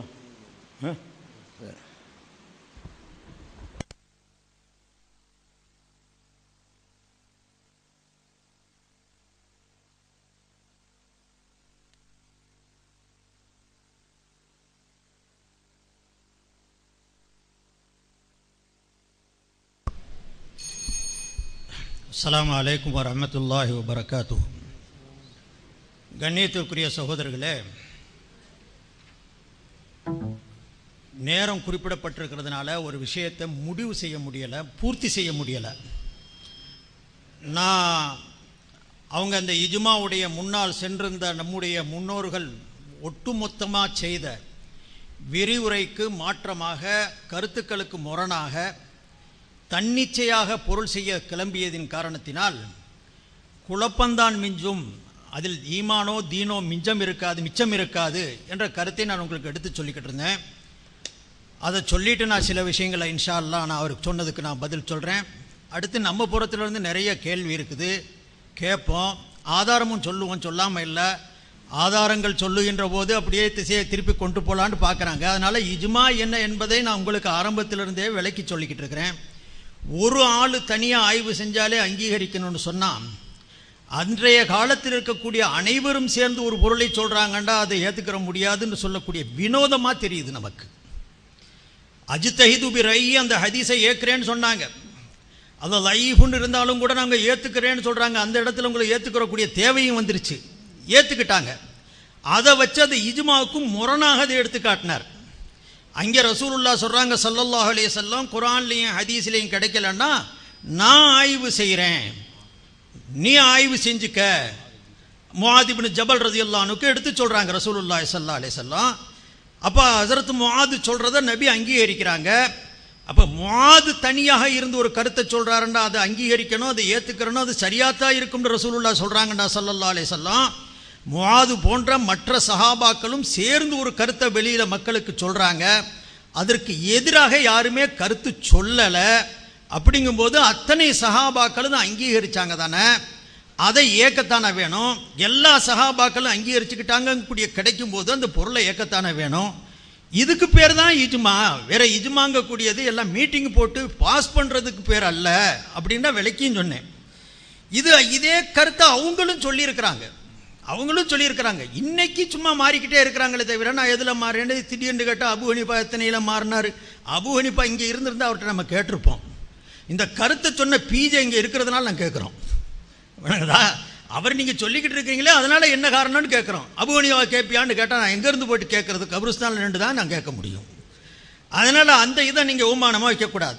எல்லாரும் சொன்னாங்க, அதுக்கு மாறுபட்டும் கூட இருக்கலாமே, இமாமே ஷாஃபி அப்படி சொல்லிட்டாங்கன்னு இப்போ சொல்ல வர்றாங்க. ஆனால் இதே நபர்கள் இதுக்கு முன்னால் மார்ச் மாதம் 1990 24வது பக்கம் அல் ஜன்னத்தில் எழுதும்பொழுது ரசூலுல்லாஹி ஸல்லல்லாஹு அலைஹி வஸல்லம் அவர்களுடைய பெயரை சொல்லும் பொழுதோ பெயரை கேட்கும் பொழுதோ சலவாத்து சொல்ல வேண்டும் என்று ஹதீஸில் இருக்குது. நபி மேலே சலவாத்து சொல்லணும். ஆனால் நபி மேலே சலவாத்து சொல்கிறதா இருந்தால் சலவாத்து எதுவாக இருக்கணும்? நபி சொல்லி கொடுத்த சலவாத்தாக தான் இருக்கணும். தன்னிஷ்டத்திற்கு சலவாத்துன்னு சொன்னால் ஏகப்பட்ட சலவாத்துகள்லாம் இருக்குது. அதனால் தண்ணி இஷ்டத்துக்கு செலவாத்து சொல்லக்கூடாது. நபியால் கூறப்பட்ட, கற்பித்து கொடுக்கப்பட்ட, நமக்கு எடுத்து வழங்கப்பட்ட அந்த செலவாத்து தான் சொல்லணும்னு பல இடங்களில் எழுதியிருக்கிறாங்க. பல இடங்களில் தன்னுடைய புறத்திலிருந்து எந்த செலவாத்தையும் உண்டாக்கக்கூடாது, உருவாக்கக்கூடாது என்ற கருத்தை சொல்லியிருக்கிறாங்க. அதே நேரத்தில் ஒருத்தர் கேள்வியாக கேட்குறாரு, 90ல் அல் ஜன்னத்தில் கேட்குறாரு, ஸல்லல்லாஹு அலைஹி வஸல்லம் என்று நம்ம செலவாத்து ஓதுறமே, இதுக்கு நன்மை கிடைக்குமா? நன்மை கிடைக்குமாண்டா இது நபி வழியில் சொன்னதாக ஆகுமா? இது அங்கீகரிக்கலாமா? ஸல்லல்லாஹு அலைஹி வஸல்லம் இந்த வாசகம், இந்த சொற்றொடர் எந்த ஹதீஸிலேயாவது வந்திருக்குதா? எங்கேயாவது நபிகள் நாயகம் ஸல்லல்லாஹு அலைஹி வஸல்லம் அல்லாஹும்ம ஸல்லி அலா சொல்லி கொடுத்தாங்க, ஸல்லி அலா முஹம்மதின் கமா ஸல்லைத சொல்லி கொடுத்தாங்க, எத்தனையோ ஸலவாத்தை சொல்லி கொடுத்துருக்காங்க. நம்ம ஓதிக்கிட்டு இருக்கிறோம், தொழுகையிலையும் ஓதுறோம், தொழுகைக்கு வெளியவும் ஓதுறோம். ஒரு ஸலவாத்தை இன்றைக்கு முழு இஸ்லாமிய சமுதாயமும் சொல்லிக்கிட்டு இருக்கு, அதுக்கு யாரும் மறுப்பும் சொல்லல. இதைத்தான் நம்ம இஜ்மாங்கிறோம். யாருமே மறுப்பு சொல்லாம மார்க்கமாக அங்கீகரிச்சுக்கிறாங்க. ஏன்னா சொன்னா நன்மை கிடைக்கணும். இதை சொன்னா தான் நபியுடைய பேரை சொன்னதுக்கு பிறகு ஸலவாத்து சொன்னதனுடைய அந்தஸ்தை பெறுவான், சொல்லாம இருக்கக்கூடிய குற்றத்தை விட்டு தவிர்ந்துக்கிடுவான். அப்ப இந்த ஸலவாத்தை சொன்னாலே போதுமாங்கக்கூடிய கேள்விக்கு இவங்களே எழுதுறாங்க, சொல்லலாம். இது நபி ஸல்லல்லாஹு அலைஹி வஸல்லத்திட்ட இருந்து இது ஊர்ஜிதமாகல, இருந்தாலும் கூட சஹாபாக்கள்லாம் சொல்லிக்கிட்டு இருந்தாங்க, ஆகையினால சொல்றதுல தப்பு இல்லை. இதுக்கு பேர் என்னன்னு நான் கேட்கிறேன். அனைத்து சஹாபாக்களும் சொன்னார்கள்னு சொல்லி எழுதியிருக்கிறீங்களே, இந்த அனைவருங்கள எத்தனை பேர் வாயை மூடிக்கிட்டு இருந்தா என்ன செஞ்சிருப்பீங்க? தப்புன்னு நினைச்சுக்கிட்டே இருந்திருந்தா என்ன செஞ்சிருப்பீங்க? அப்ப அனைவரும் கூடிய அந்த வார்த்தையை போட்டது எப்படி அங்கே சரியாகும்? எழுதும்போது சொல்றாரு ஸல்லல்லாஹு அலைஹி வஸல்லம் என்று நபித்தோழர்கள் அனைவரும் பயன்படுத்தியுள்ளனர். ரசூலுல்லாஹி ஸல்லல்லாஹு அலைஹி வஸல்லம் சொல்லி கொடுத்தாங்கன்னு இல்லை. கால ரசூலுல்லாஹ் ஸல்லல்லாஹு அலைஹி வஸல்லம், இன்ன ரசூலுல்லாஹ் ஸல்லல்லாஹு அலைஹி வஸல்லம், கான ரசூலுல்லாஹ் ஸல்லல்லாஹு அலைஹி வஸல்லம். அதுவே உதாரணமா எழுதுறாரு. அவர் எழுதிட்டு சொல்றாரு, நபித்தோழர்கள் அனைவருமே இதை பயன்படுத்தி இருக்கிறதுனால இதை நம்ம தாராளமா சொல்லலாம், இதுல எந்த தடையும் அல்ல, இப்படி சொல்றதுனால நன்மையும் கிடைக்கும் அப்படின்னு சொன்னா இது இஜ்மாக ஆகாதா? நீங்களே அங்கீகரிக்கிறீங்களே. இப்ப நாங்க சொன்னதை ஏன் ஆதாரமா காட்டுறீங்கன்னு சொல்லக்கூடாது. அங்கீகரிக்கிறீங்க, செயல்படுறீங்க. எப்படி கியாஸ் உண்டுக்குன்னு ஏத்துக்கிட்டீங்க, பேரை சொல்ல மாட்டேன்னு சொல்லிட்டீங்க. இஜ்மாவை செயல்படுத்திக்கிட்டு இருக்கீங்க, பேரைத்தான் மறுத்துக்கிட்டு இருக்கிறீங்க. பேரைத்தான் மறுக்கிறீங்களே தவிர உண்மையில செயல்படுத்திக்கிட்டு தான் இருக்கிறீங்க. நீங்க 1000 அதுக்கு உண்டான விளக்கம் சொன்னாலும், இஜ்மாவுக்கு ஆதாரம் காட்டலன்னு அதே பல்லவியை பாடினாலும், ஒவ்வொரு தொடர்லையும் இன்னும் ஆதாரம் காட்டல, இன்னும் ஆதாரம் காட்டல, இன்னும் ஆதாரம் காட்டலன்னு சொல்லிக்கிட்டே இருந்தாலும் கூட உண்மையில என்ன இருக்குது, நடைமுறையில் இருந்துச்சு. ஒரு விஷயத்தை சொல்றேன், என்ன மன்னிக்கணும். குர்ஆன் ஹதீஸ்ல இருந்து நேரடியா இஜ்மாவுக்கு ஆதாரம் சொல்ல முடியுதோ முடியலையோ அடுத்த விஷயம். இந்த குர்ஆன் ஹதீஸே இஜ்மாவை வச்சுதான் ஊர்ஜிதம். இஜ்மா இல்லைன்னா இந்த குர்ஆனும் இல்லை, குர்ஆனே இல்லை. எப்படி குர்ஆனை ஏத்துக்கிறது? தகவலாகத்தான் அங்கீகரிச்சீங்களா இல்லையா? குர்ஆன் நபி சொன்னாங்க, சரி நபி சொன்னாங்க, நம்ம கேட்டோமா? சஹாபாக்கள் சொன்னாங்க, கேட்டோமா? தாபியீன்கள் சொல்லி வச்சாங்க, கேட்டுக்கிட்டோமா? வாழையடி வாழையாக ஒரு தகவல் பரிமாறப்படுது, அந்த தகவலை அப்படியே அங்கீகரிச்சுக்கிறோம். இது இஜ்மா இல்லையா? அதனால தான் சொல்றேன், குர்ஆன் ஹதீஸ்ல இருந்து இஜ்மாவுக்கு நேரடியாக ஆதாரம் காட்ட முடியுது முடியலங்கிறது அடுத்த விஷயம். இந்த குர்ஆனே ஹதீஸே கூட இஜ்மா என்ற அடிப்படையில் தான் அது ஊர்ஜிதமாகுது. இந்த இஜ்மா என்பது இல்லை என்று சொன்னால் எல்லாரும் பூந்து விளையாண்டுருவாங்க, அவங்கவுங்க நினைச்சதை சொல்ல ஆரம்பிச்சிருவாங்க. அருமை சோதரர்களே, அது மட்டுமல்ல, குர்ஆனுடைய தொகுப்புரையில பிஜே எழுதியிருக்கிறார். அதுல சுத்தமா எழுதுறார். ஒவ்வொரு கட்டுரைகளும் எழுதப்படும் பொழுது இது ஆரம்பத்தில் எல்லாரும் மறுத்துக்கிட்டு இருந்தாலும் கூட அதுலேயும் பெரிய கொடுமை என்னன்னு சொன்னா, இப்ப சமீப காலத்தில் பேசும் பொழுது குர்ஆன் கூட அனைவராலும் அங்கீகரிக்கப்படலைங்கிறார். குர்ஆனும் கூட நபித்தோழர்கள் அனைவர்களாலும் அங்கீகரிக்கப்படல. நபித்தோழர்கள் அதில் 40க்கும் அதிகமாக கருத்து வேறுபாடுகள் இருந்தது. ஹஜ்ரத் இப்னு மஸ்ஊத் ரலியல்லாஹு அன்ஹு தெளிவா சொன்னாங்க, குர்ஆன்ல 112 சூரா தான், கடைசி வரைக்கும் ஒத்துக்கிற மாட்டேன்ட்டாரு. கடைசி வரைக்கும் 114 இல்ல, குல்லவுது பிரபில் ஃபலக்கும் இல்ல, குல்லவுது பிரபின் நாசும் இல்ல என்ற கருத்தை இப்னு மஸ்ஊத் ரலியல்லாஹு அன்ஹு கடைசி வரைக்குமே மறுத்துக்கிட்டு இருந்தாங்க அப்படின்னு பேசியிருக்கிறார். அந்த கிளிப் போடுவாங்க, அந்த குர்ஆனுடைய கிளிப்புரையை பாருங்க. அதுக்கு பிறகு நான் சேர்த்து அமல்படுத்துறது வேற. குர்ஆன்ல இல்லாத, ஹதீஸ்ல இல்லாத ஒரு விஷயத்துல சஹாபாக்கள் அத்தனை பேரு ஒருமித்த கருத்துக்கு வந்தார்கள் என்று சொன்னால் அதுக்கு ஒரு உதாரணம் காட்ட இயலாது. காட்டுறாங்க, அந்த குர்ஆன் அவங்க தானே தொகுத்தாங்கன்னு காட்டுவாங்க. அதுவே தவறு. என்ன தவறு?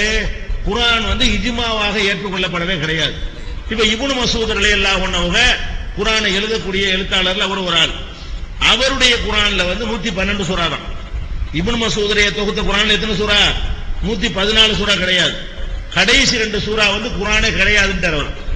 கடைசி வரைக்கும் என்ன பண்ணிட்டாரு? குல் அவுது ரப்பில் ஃபலக் குர்ஆன் கிடையாது, குல் அவுது ரப்பின் நாஸ்ங்கிறது குர்ஆன் கிடையாது, குல்ஹுவல்லாஹ் அதோட முடிஞ்சிருச்சு குர்ஆன்ன்றவர். அப்ப அவருடைய குர்ஆன் அவர் அப்ப கேட்டுக்கிட்டீங்களா? இப்னு மசூத் ரலியல்லாஹு அன்ஹு கடைசி வரைக்கும் ஒத்துக்கிறவே இல்லை. எவ்வளவு ஆணித்தரமா பேசுறார் பாருங்க. இப்ப பேசினது அது சமீப காலங்களில் பேசினது. ஆனா அந்த தொகுப்புரையில் என்ன எழுதியிருக்கிறார் தெரியுங்களா? தொகுப்புரையில் எழுதும் பொழுது எந்த அளவிற்கு அதை அவர் அங்கீகரித்து எழுதுறாரு.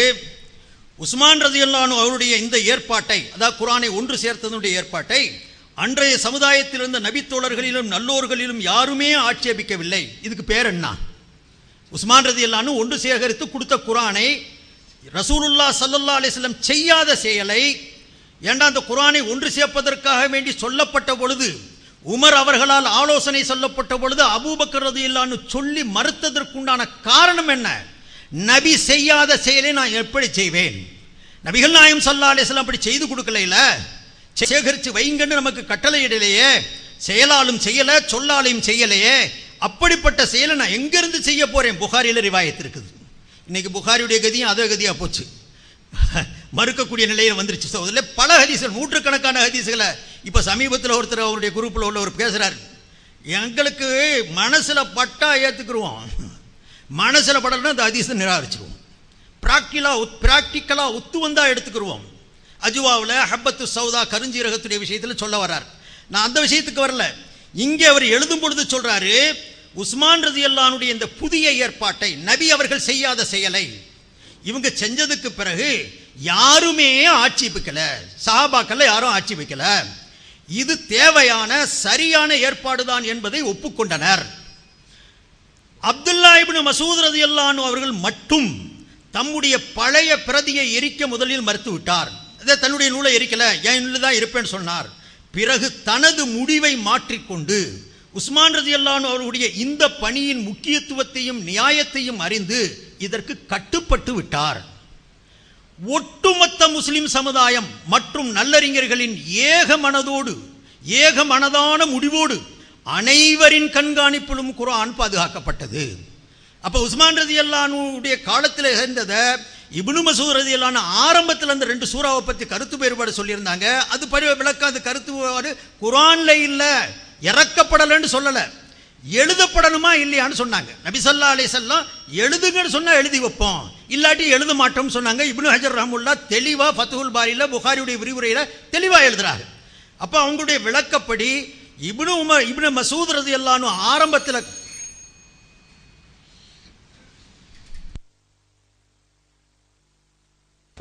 அஸ்ஸலாமு அலைக்கும் வரஹ்மத்துல்லாஹி வபரகாத்துஹு.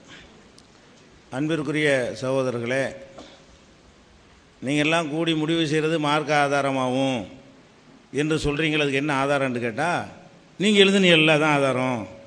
இஜ்மாக்கு ஆதாரம் நான் தான். இப்போ இஜ்மாக்கு என்ன ஆதாரம் என்று கேட்டால், நீங்கள் அதில் எழுதுனீங்க, இதில் எழுதுனீங்க. இஜ்மாக்கு முதல் ஆதாரத்தை வச்சுட்டு நிரூபிச்சுட்டு நீங்கள் அதை சைடு போட்டு காட்டலாம், நீங்கள் கேட்கலாம், தப்பு இல்லை. ஆதாரமே இதுதான். ஆதாரம் என்ன? நீங்கள் அதில் எழுதுனீங்க, நீங்கள் இதில் எழுதுனீங்க, அதில் எழுதுனீங்கிறது. அதுக்கு நான் 2வது வர்றேன். அனைத்துக்கும் பதில் சொல்லுவோம். ஒன்று கூட மிச்சம் இருக்காது இன்ஷா அல்லாஹ். ஆனால் ஒன்று கூட உங்கள்கிட்ட பதில் வராது. நாங்கள் ஒன்று கூட மிச்சம் வராமல் பதில் சொல்லுவோம். விளக்குவதற்கு சில பதில்கள் கொஞ்சம் கூடுதல் டைம் தேவைப்படுறதுனால சிலது விடுது. அடுத்து இப்போ என்ன பதில் சொல்லியிருக்கிறாங்கன்னா, ஏற்கனவே உள்ளது ஒன்று பதில் வந்திருக்கு. நாங்கள் தான் இஜ்மாக்கு ஆதாரம் வச்சுட்டோமே. என்ன ஆதாரம் வச்சிங்க?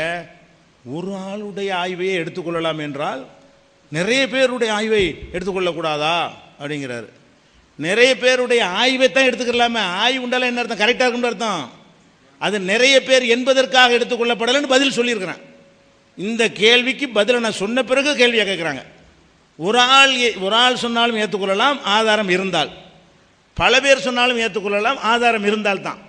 ஆதாரம் இல்லாட்டி எல்லாரும் கூடி முடிவு இருக்கிறதுக்கு பேசிக் இல்லைன்னா அதை ஏற்றுக்கிற முடியுமா? அதுக்கு இந்த ஆதாரம் ஆகுமா?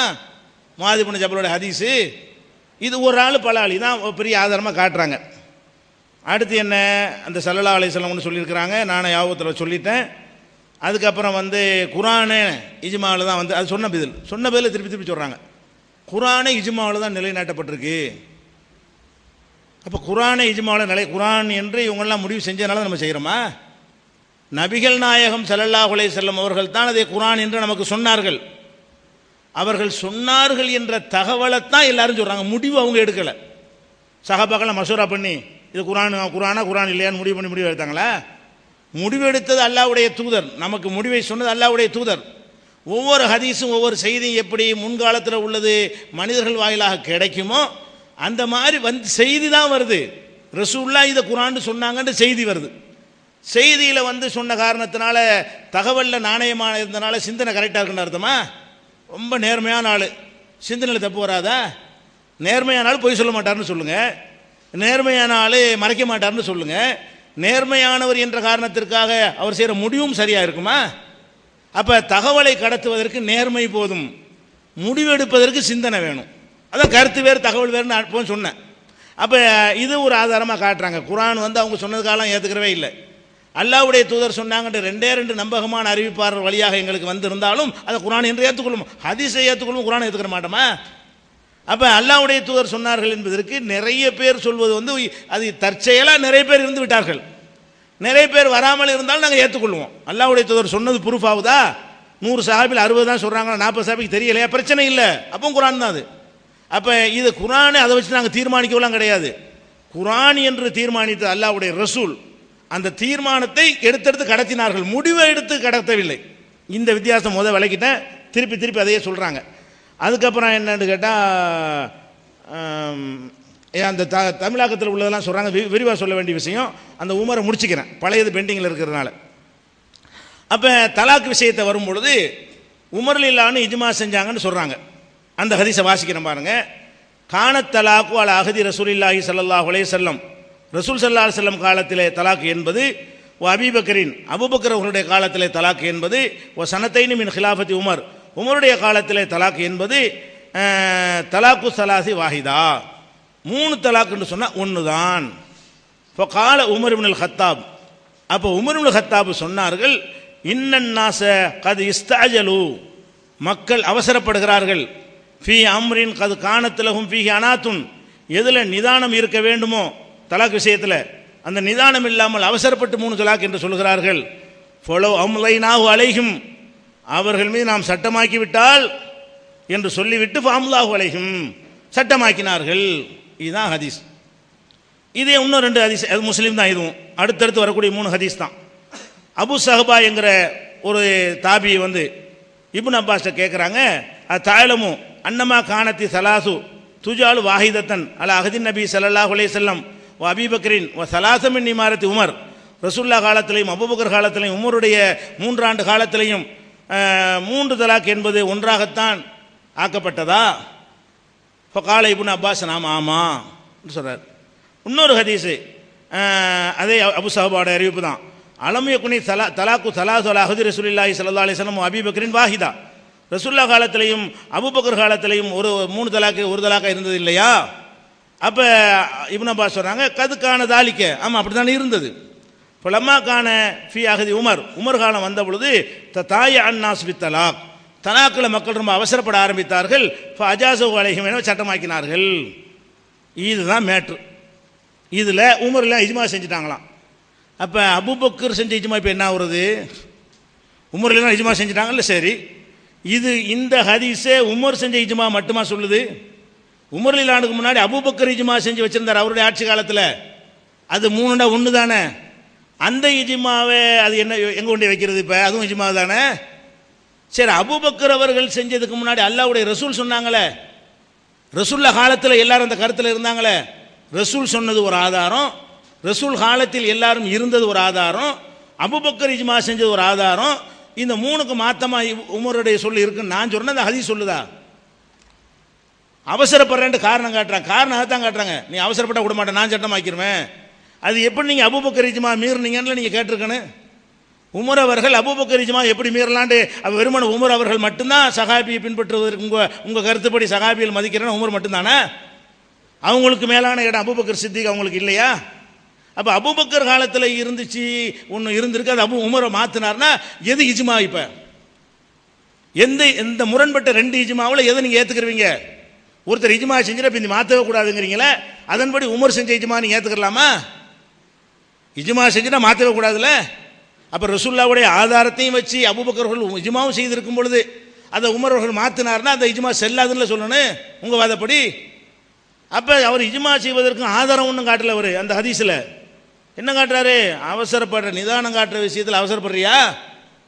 இதை சொன்னா உமர் மாத்திட்டார். சொந்தமாக மாத்திரம் இருக்குது. நானா சொல்றேன், சொந்தமாக மாத்தினாலும் இருக்குது. ரசூலுல்லாஹ் சொன்னது மாத்தமா செஞ்சார்னு ஹதீஸ்ல இருக்குதா? நான் போட்டு கையில் மடியில் போட்டு சொல்றேன்னா நேரடி அர்த்தம் தானே செஞ்சிருக்கிறேன். அப்போ இதைத்தான் நாங்கள் கேட்குறோம். கேட்டால் உமர் இஜ்மாவை யாராவது மீறி இருக்கிறார்களா அப்படின்னு கேட்குறாங்க. இப்னு அப்பாஸாவது மீறி இருக்கிறாரா அப்படின்னு கேட்குறாங்க. அது அறிவித்த இப்னு அப்பாஸ் அதான் அளவுகோல். அப்போ உமர் ரலியல்லாஹு செஞ்சது அதுக்கு முந்தின இஜ்மாவுக்கு மாத்தமாக இருக்குன்னு உங்களுக்கு சிந்தனை வரமாட்டேங்குது. அல்லாஹ்வுடைய ரசூலுக்கு மாத்தமாக இருக்குன்னு உங்களுக்கு வரமாட்டேங்குது. ஒரு இஜ்மா பிளஸ் ஒரு ஹதீஸு, 2 இஜ்மா ஒரு பிளஸ் ஹதீஸு. ரசூலுல்லாஹ் ஹதீஸ் ஒன்று, ரசூலுல்லாஹ் காலத்தில் இருந்தது ஒரு இஜ்மாவு, அபூபக்கர் காலத்து இஜ்மாவு, 2 இஜ்மா ஒரு நஸ்ஸு. அதுக்கு மாத்தமாக ஒரு பின்னாடி ஒரு இஜ்மா செஞ்சா எப்படி? யார் மறுக்கலைன்னா அதை ஷாஃபி இமாம் சொல்லிட்டார கருத்து, மாற்று கருத்தில் தான் வாய மூடிட்டு இருப்பாங்கன்னு, அதான் மேட்ரு. அப்போ இதை கேட்டால் ஒரு பயங்கரமான விஷயம் மாதிரி இஜ்மாவுக்கு ஆதாரமாக இது. சரி, அப்படி எடுத்தாலும் இது எப்படி நீங்கள் எல்லாம் கூடி எடுக்கிறதுக்கு எப்படி ஆதாரமாகும்? நீங்கள் சொன்னீங்களா 2வது ஒரு இஜ்மா, சஹாபாக்களை விட்டுருவோம், நம்மெல்லாம் பிரிச்ச புது புது விஷயங்கள்லாம் வருது, 6000 ஆயத்துலையும் 4000 ஹதீஸ்லாம் மட்டும் இருக்காது, நேரடியாக இருக்காது, நம்ம தான் வழங்கணுங்கிறீங்களே, இதுக்கு எப்படி இது ஆதாரமாகும்? இதான கேள்வி. அப்போ இதை ஒரு மேட்டராக நான் வந்து என்ன செய்கிறேன், பதிவு பண்ணுறேன். அடுத்து, இது யாராவது மாறி இருக்கிறாங்களா? இப்போ உமர் அவர்கள் செஞ்ச தப்பு இருந்துச்சுன்னு சொன்னால் அதை வந்து பிந்தி வந்தவங்க மாற்றிருப்பாங்கல்ல. நீங்கள் அடிக்கடி மேடையில் இப்னு தைமியா ரஹ்மத்துல்லான்னு சொல்லுவீங்களே, அந்த இப்னு தைமியா அவங்க சொல்கிறாங்க நிறைய சஹாபாக்கள் மாற்றி தீர்ப்பளிச்சிருக்காங்கன்னு. அதுக்கு என்ன சொல்கிறீங்க?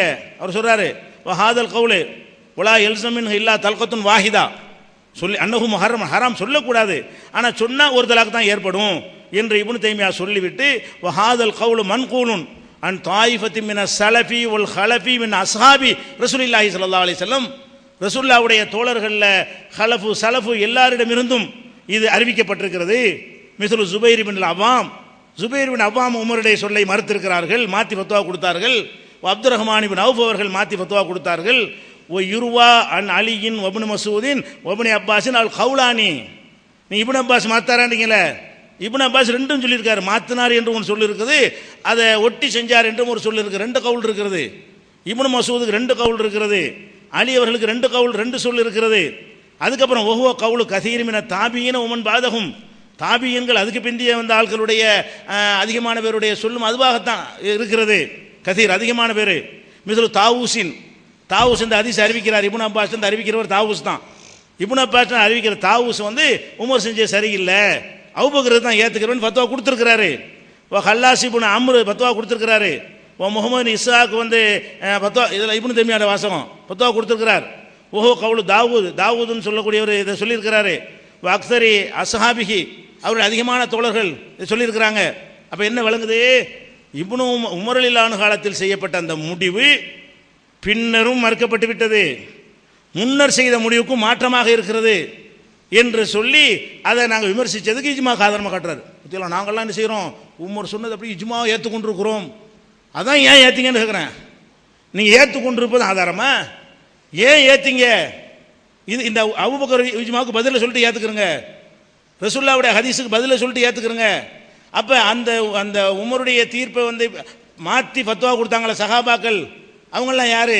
இஜ்மா மறுத்த வழிகேட்டர்களா? இஜ்மா மறுத்த கெட்டவங்களா? சுன்னத்து ஜமாத்துக்கு முதல் எதிரிகள் அவங்களெல்லாம். அப்போ இதுதான் உங்களுடைய பாயிண்ட் பாருங்கள். ஒருத்தரும் எதிர்க்கலை, எல்லாமே தப்பான தகவல்களையாக சொல்லி கொண்டிருக்கிறார்கள், எல்லாமே தவறான விஷயங்களாக இருக்கிறது. அதனால் உமர் ரலியல்லாஹு அன்ஹு அவர்களுடைய புகழுக்கெல்லாம் இது களங்கம் கிடையாது. இதெல்லாம் இருக்குது, நிறைய நடந்திருக்கு. அதை கவனித்து பார்த்தால் சஹாபாக்களுக்கு முன்னாடி அப்படி முன்னப்பின இருக்கும். அவங்களுடைய தியாகத்திற்காக வேண்டி அல்லாஹ் முன்னப்பின இருந்தாலும் மன்னிப்பான். அவங்க சொர்க்கவாசிகள் என்பது இது வந்து மாற்றாது. அல்லாஹ்வுடைய ரசூல் நற்செய்தி சொன்ன பிறகு அது மாறாது. அவங்க செஞ்ச தவறு இருந்தாலும் அல்லாஹ் மன்னித்த அந்த அந்தஸ்தை கொடுப்பான் என்று தான் புரிந்து கொள்ள வேண்டுமே தவிர, ரசூலுல்லாஹ்வுக்கு மாத்தமா அபூபக்கருக்கு மாத்தமா செஞ்ச முடிவை நாங்கள் ஏற்றுக்குருவோம்னு சொல்லி அபூபக்கரையும் அல்லாஹ்வுடைய ரசூலையும் புறக்கணிக்கிறது இப்படி நியாயமாகவும்? இதை நீங்கள் என்ன செய்யணும், சிந்திக்க வேண்டும். அடுத்ததாக வந்து அடுத்து என்ன செய்கிறாங்கன்னா, இந்த ஸல்லல்லாஹு அலைஹி என்று எல்லாரும் சொல்லலாமான்னு கேட்கும் பொழுது சஹாபாக்கள் வந்து ரசூல் ஸல்லல்லாஹு அலைஹி வஸல்லம் பேரை பயன்படுத்தும் பொழுது அப்படி சொல்லியிருக்கிறார்கள் என்று சொல்லியிருக்கிறோம். அதே நேரத்தில் ஸலவாத்து சொல்வதை பற்றி கேள்வி வரும் பொழுது இந்த ஸலவாத்தை சொல்லுங்க, கைஃப நுஸல்லி அலைக யா ரசூலல்லாஹ்னு கேட்கும் பொழுது அஸ்ஸலாமு அலைக்கும் வரஹ்மத்துல்லாஹி வபரகாத்துஹு. கண்ணியத்திற்குரிய சகோதரர்களே, அவருடைய நூல்களில் எழுதப்பட்டிருந்த வாசகங்களை எடுத்துக்காட்டி நீங்களும் செயல்பாட்டில் ஏற்றுக்கிட்டு தானே இருக்கிறீங்க. அப்புறம் ஏன் நீங்கள் அந்த பேரை மறுக்கிறீங்க? பேரோடு உங்களுக்கு என்ன விரோதம்? செயல்பாட்டில் அங்கீகரிச்சிருக்கிறீங்க, அனைவராலும் ஏற்றுக்கொள்ளப்பட்டதுன்னு சொல்கிறீங்க. குர்ஆன் விஷயத்தை சொல்கிறீங்கன்னா குர்ஆனை கருத்தாவாக ஏற்றுக்கிட்டோம், தகவலாக ஏற்றுக்கிட்டோம். அது இஜ்மா இல்லையா? தகவலாக சொல்கிறது வர்றது இஜ்மா இல்லையாங்கிற எல்லாரும் சேர்ந்து இந்த தகவலை அங்கீகரிச்சுக்கிறதுங்க கூடிய நான் சொன்னேன்ல, இஜ்மாவுக்கு 2 வகை இருக்குது. ஒன்று ஆய்வோட சம்பந்தப்பட்டது, இன்னொன்று அங்கீகாரத்தோட சம்பந்தப்பட்டது. அங்கீகாரத்தோட சம்பந்தப்பட்ட இஜ்மா தானே அதுவும். அதை எல்லாருமே அந்த தகவலா நபி சொன்னாங்கிறதுக்கு தான் ஏற்றுக்கிறோம். ரசூலுல்லாஹி ஸல்லல்லாஹு அலைஹி வஸல்லம் சொன்ன காரணத்தினால தான் ஏற்றுக்கிறோம். 2 சஹாபி சொன்னால் கூட ஏற்றுக்குருவோம் தான். 2 சஹாபிங்கிற இடத்துல 2000 சஹாபிகள் சொல்லியிருக்கிறாங்கன்னா அதை ஏற்கிறோம்னு சொன்னால் அது இஜ்மா ஆகாதா? மாறுபட்ட கருத்து இல்லாமல் ஒன்றுபட்ட கருத்தோடு ஒரு தகவலை தர்றாங்க. ரசூலுல்லாஹி ஸல்லல்லாஹு அலைஹி வஸல்லத்திலிருந்து எத்தனை தகவல்கள் மாறுபட்ட கருத்தோடு வந்திருக்குது, ஏராளமான கருத்துக்கள் அப்படி வந்திருக்குது. இது அப்படியே அங்கீகரிக்கப்பட்டிருக்குது. இதை சொல்றதுல என்ன தவறு?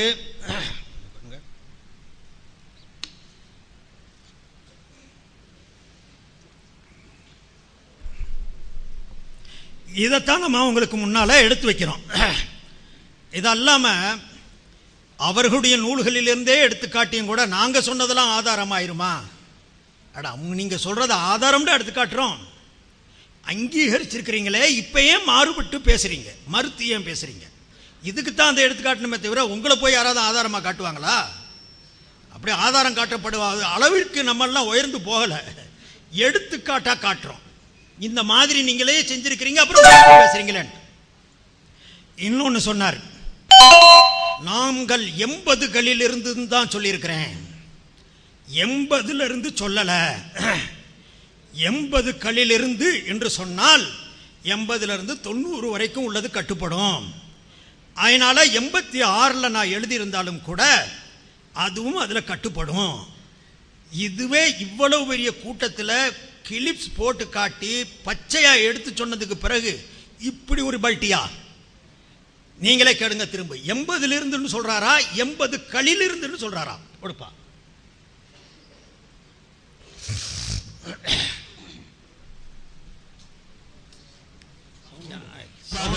கூடாது.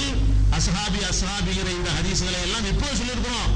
இந்த பிரச்சாரத்தை ஆரம்பிக்கிற 1980களில் இருந்து சொல்றோம். 80களில் இருந்தல்ல, 80ல் இருந்து.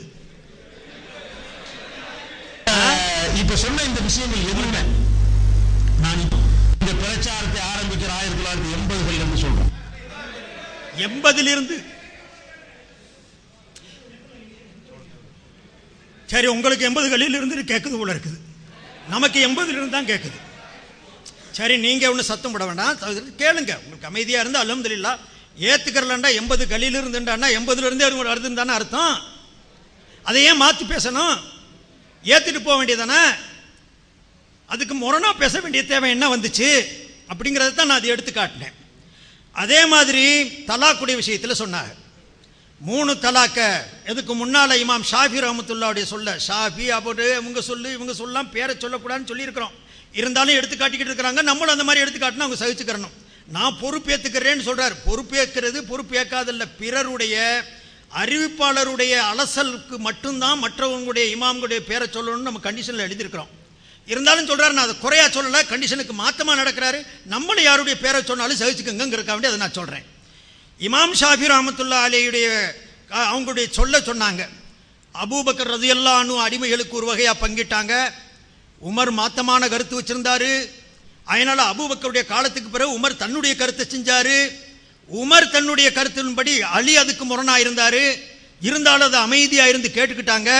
ஹஜ்ரத் உமருக்கு பிறகு அலியா உஸ்மானா அவங்க அலி மாத்தினாங்க. இப்படி ஒரு 3 காலங்களில் மாறுபட்ட கருத்து இருந்தும் கூட அதை மாற்றி அமைதியா கேட்டுக்கிட்டே இருந்திருக்கிறாங்க. அதனால உமர் 3 தலாக்கை 3ன்னு சொல்லி மற்றவர்கள் எல்லாம் அமைதியா கேட்டுக்கிட்டு இருந்த காரணத்தினால் மற்றவர்களும் அதை அங்கீகரிச்சுக்கிட்டாங்கிற கருத்து வைக்கக்கூடாதுன்னு அவர் வாதிக்கிறார். நீங்களே சொன்னீங்க பயந்துக்கிட்டு எல்லாரும் அங்கீகரிச்சுட்டாங்கன்ட்டு. எல்லாருமே ஜனாதிபதிங்கிற காரணத்தினால அங்கீகரிச்சுக்கிட்டாங்கக்கூடிய வாதத்தை தானே வச்சிருக்கிறீங்க. இப்ப அங்கீகரிக்க வேண்டிய அவசியம் இல்லைன்னு எப்படி சொல்றீங்க? முரண்படுறீங்களா இல்லையா? நீங்களே சொன்னீங்க எல்லாரும் பயந்துக்கிட்டு ஜனாதிபதிங்கிற காரணத்தினால பயந்துக்கிட்டு இதை அங்கீகரிச்சாங்க, ஏத்துக்கிட்டாங்க, பல இதை அப்படி அங்கீகரிச்சிருக்கிறாங்க. இப்ப நீங்க அதுக்கு உதாரணத்தை காட்டி இவங்கெல்லாம் மாறுபட்ட கருத்து கூட இருந்திருக்கலாம், இருந்திருந்தும் கூட அமைதியா இருந்திருப்பாங்க, ஜனாதிபதியை சொல்றாரே அப்படிங்கிறதுக்காக வேண்டி இருந்திருப்பாங்க. அப்ப அங்கீகரிக்கலன்னு அர்த்தம். கேட்டுக்கிட்டாங்க, பயந்துக்கிட்டு சும்மா இருந்துக்கிட்டாங்க. இப்ப ரெண்டும் முரண்படுதா இல்லையா? நிச்சயமா முரண்படுது. அப்ப இந்த மாதிரி மாறுபட்ட கருத்துக்களை ஏன் சொல்லணும்? நான் கேட்கிறேன், இந்த 3 காலத்தில் ஹஜ்ரத் அபூபக்கர் சொன்னதை உமர் மாத்தினார், மாறுபட்ட இருந்த கருத்து காரணத்தினால. உமர் சொன்ன கருத்தை ஹஜ்ரத் அலி மாத்தினாங்க, மாறுபட்ட கருத்து வைத்திருந்ததுனால. அதே மாதிரி தலாக்குடைய விஷயத்தில் என்ன நடந்திருக்கணும்? மாறுபட்ட கருத்து இருந்திருக்குமே ஆனால் ஹஜ்ரத் உமர் போட்ட சட்டத்தை ஹஜ்ரத் உஸ்மான் மாத்தி இருக்கணும், ஹஜ்ரத் உஸ்மான் போட்ட சட்டத்தை ஹஜ்ரத் அலி மாத்தி இருக்கணும், அல்லது மற்றவர்களிலிருந்து யாராவது ஒரு சஹாபியாவது மாறுபட்ட கருத்து சொல்லி இருக்கணும். எங்கேயுமே சொல்லப்படலையே. அப்ப எல்லாருமே அங்கீகரிச்சிருக்காங்க கூடிய அர்த்தத்தில் தானே அது வந்திருக்குது. ஏன் மறுக்கணும்? ரெண்டாவது பாருங்க, இது ஹதீஸாக இல்ல, அந்த காலத்தில் நடந்த தகவலாக இப்னு அப்பாஸ் சொல்றாங்க ரலியல்லாஹு தஆலா அன்ஹு. நபியுடைய காலத்திலும் அபூபக்கர் ரலியல்லாஹு காலத்திலும் ஹஜ்ரத் உமருடைய முந்திய 2 ஆண்டு காலங்களிலும் 3 ஒன்றாக கருதப்பட்டது, 3 ஒன்றாக கருதப்பட்டுக்கிட்டு இருந்துச்சு. நபி சொன்னாங்கன்னு இல்ல, அபூபக்கர் சொன்னாங்கன்னு இல்ல, ஹஜ்ரத் உமர் ஆரம்ப காலத்தில் சொன்னாங்கன்னு இல்ல, ஒரு அந்த காலத்தில் நடந்த நிகழ்வாக காட்டப்பட்டது. இந்த நிகழ்வு ஏதாவது ஒரு வரலாறை கொண்டு நிரூபிச்சிருக்கணும். இந்த இடத்துல தலாக் கொடுத்தாங்க, இப்போ 3ஆ விட்டாங்க, அதை 1 தான் ஸல்லல்லாஹு அலைஹி வஸல்லம் ஆக்குனாங்க, அல்லது அபூபக்கர் ஆக்குனாரு, ஹஜ்ரத் உமரும் ஆக்கிக்கிட்டு இருந்தாங்க. இப்படி ஏதாவது ஒரு நிகழ்வு, இத்தனைக்கும் சஹாபா அபூபக்கர் ரலியல்லாஹு காட்சி அல்ல, நபிகள் நாயகம் ஸல்லல்லாஹு அலைஹி வஸல்லம் இருந்த காலத்தில் கூட 3 தலாக்குகள் விடப்பட்டது. அதை 3ஆகத்தான் அங்கீகரிக்கப்பட்டது. வரலாறு இருக்குது, ஹதீஸ்கள் இருக்குது. நான் சொல்ற ஒரு ஹதீஸ் தாரகுத்னியில வருது. நான் சனதுகளுடைய அதனுடைய ஊர்ஜிதங்களையும் நான் எழுதியிருக்கேன், பதிஞ்சிருக்கிறேன். அதை விவாதத்தில் சொல்ல முடியாது, வேணும்னா அந்த காகிதத்தை தர்றேன், உங்களுக்கு படித்து பார்க்கலாம். ஹதீஸில் வருது, சலமத் இப்னு அபூ சலமத் இப்னு அப்துர் ரஹ்மான் அன்-நபீஹி அன்ன அப்துர் ரஹ்மான் இப்னு அவுஃபின், அப்துர் ரஹ்மான் இப்னு அவுஃப் ரலியல்லாஹு அன்ஹு தல்லக இம்ராத்தஹு துமாதுர பின்த அல் அஸ்பஇல் கல்பியா. அப்துர் ரஹ்மான் இப்னு அவுஃப் தமது மனைவி துமாதர் என்ற பெண்ணை அவர்கள் தலாக்கு விட்டார்கள். சலாச தத்லீகாத்தின், 3 தலாக்குகள் விட்டார்கள். ஃபீ கலிமத்தின் வாஹிதத்தின், ஒரே வார்த்தையை கொண்டு. உனக்கு 3 தலாக்கு, உனக்கு முத்தலாக்கு அப்படின்னு இருக்கணும், அல்லது ஒரே கலிமாண்டா தலாக்கு தலாக்கு தலாக்கு. ஃபீ கலிமத்தின் வாஹிதத்தின், ஒரே வாசகத்தை கொண்டு, வார்த்தையை கொண்டு 3 தலாக்கை அப்துர் ரஹ்மான் இப்னு அவுஃப் தமது மனைவி துமாதருக்கு தலாக்கு கொடுத்தார்கள். இந்த ஹதீஸை அறிவிக்கக்கூடிய அபூ சலமா இப்னு அப்துர் ரஹ்மான் சொல்றாங்க, இது தலாக்கு விட்டாரு, ஆனா ஃபலம் யப்லுகுனா அன்ன அஹதம் மின் அஸ்ஹாபிஹி ஆபதாலிக, எந்த சஹாபியும் இதை குறைப்படுத்தல, குறை சொல்லல. 3 தலாக்கு விட்டாரே அப்படிங்கிறதுக்காக வேண்டி குறையும் சொல்லல. 3 தலாக்கு விடலாம், தேவைப்பட்டால் ஒரே இடத்தில் விடலாம், விடப்பட்டிருக்குது. ஒரே வார்த்தையை கொண்டு முத்தலாக்குகள் விடப்பட்டது. இதை மறுத்து பேசல யாருமே. ஒரே தலாக்கா இருந்திருந்தா மறுத்து பேசியிருப்பாங்க. ஏப்பா 3 விட்ட, 1 வச்சுக்கன்னு சொல்லியிருக்கணும். 3ஐ ஒரு வார்த்தையால் விடுறார். ஃபலம் யப்லுகுனா அன்ன அஹதம் மின் அஸ்ஹாபிஹி ஆபதாலிக். அதே தாரகுத்னியில இன்னொரு ரிவாயத்தில் வருது, ஹஜ்ரத் ஹஃப்ஸ் இப்னுல் முகீரா ரலியல்லாஹு அன்ஹு தல்லக இம்ராத்தஹு ஃபாத்திமத பின்த் கைஸின் அலா அஹ்தி ரசூலில்லாஹி ஸல்லல்லாஹு அலைஹி வஸல்லம். ஹஃப்ஸ் இப்னு முகீரா தனது மனைவி ஃபாத்திமாவை நபியுடைய காலத்தில் தலாக் விட்டார்கள். சலாச தத்லீகாத்தின் ஃபீ கலிமத்தின் வாஹிதத்தின், ஒரே வார்த்தையில் முத்தலாக்கை கொடுத்தார்கள். ஃபஅபானஹா மின்ஹு அன்-நபிய்யு ஸல்லல்லாஹு அலைஹி வஸல்லம், அந்த மனைவியை கணவனை விட்டு நபி பிரித்து வைத்தார்கள். ஃபஅபானஹா, அந்த பெண்ணை பிரித்து விட்டார்கள். மின்ஹு, கணவனை விட்டும். அந்நபியு ஸல்லல்லாஹு அலைஹி வஸல்லம், நபி பிரித்து வைத்தார்கள்.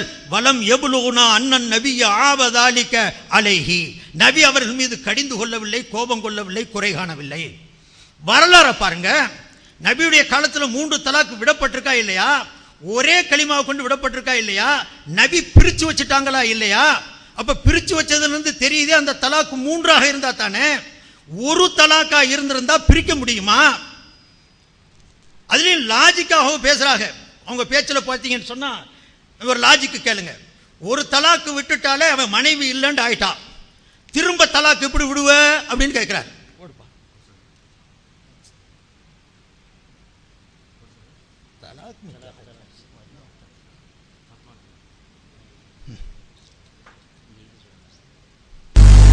இல்லையா? ஒருத்தர் 3 தலாக்னு சொன்னா ஒரு நேரத்தில் 1 தலாக் என்று ரசூலுல்லாஹ் சொன்னாங்க. உமர் என்ன பண்றாரு? முடியாது, 3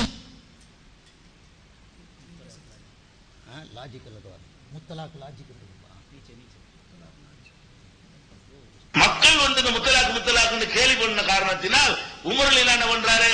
இன்னுமே யாராச்சும் முத்தலாக்குன்னு சொன்னீங்க 3 தலாக்கு ஆக்கி விடுவேங்கிறார். ஆக்கி விட்டு அவர் சட்டமாக்கினார் வருது. அது உமர் அலிலான செஞ்சால் தப்பு தான். அல்லாஹ்வுடைய ரசூல் சொல்லாத ஒன்றை உமர் அலிலான ரசூலுல்லாஹ் காலத்துல வந்து இப்படித்தான் இருந்துச்சு. அவர் என்ன பண்றாரு? எல்லாரும் 3 தலாக்குங்கிறீங்க, முத்தலாக்குங்கிறீங்க, இனிமே இந்த மாதிரி ஒருத்தன் யூஸ் பண்ண கூடாதுங்கிறதுக்காக வேண்டி நான் சட்டத்தை மாத்துறேன் அப்படின்னு என்ன பண்ற? அப்படி சொல்லிவிட்ட முஸ்லீம் அப்படி இருக்குது. அப்படி சொல்லிவிட்டு என்ன செய்யறாருன்னு கேட்டா, இனிமே யாராவது முத்தலாக்குன்னு சொல்வீர்களே ஆனால் நீங்க 3 தலாக்கு சொன்னதாக நான் எடுத்துக்கொள்வோம் அப்படின்னு சொல்லி ஜனாதிபதியா இருந்த காரணத்தினால அவர் ஆர்டர் பண்றாரு. அந்த ஆர்டர் தப்பு. உமர்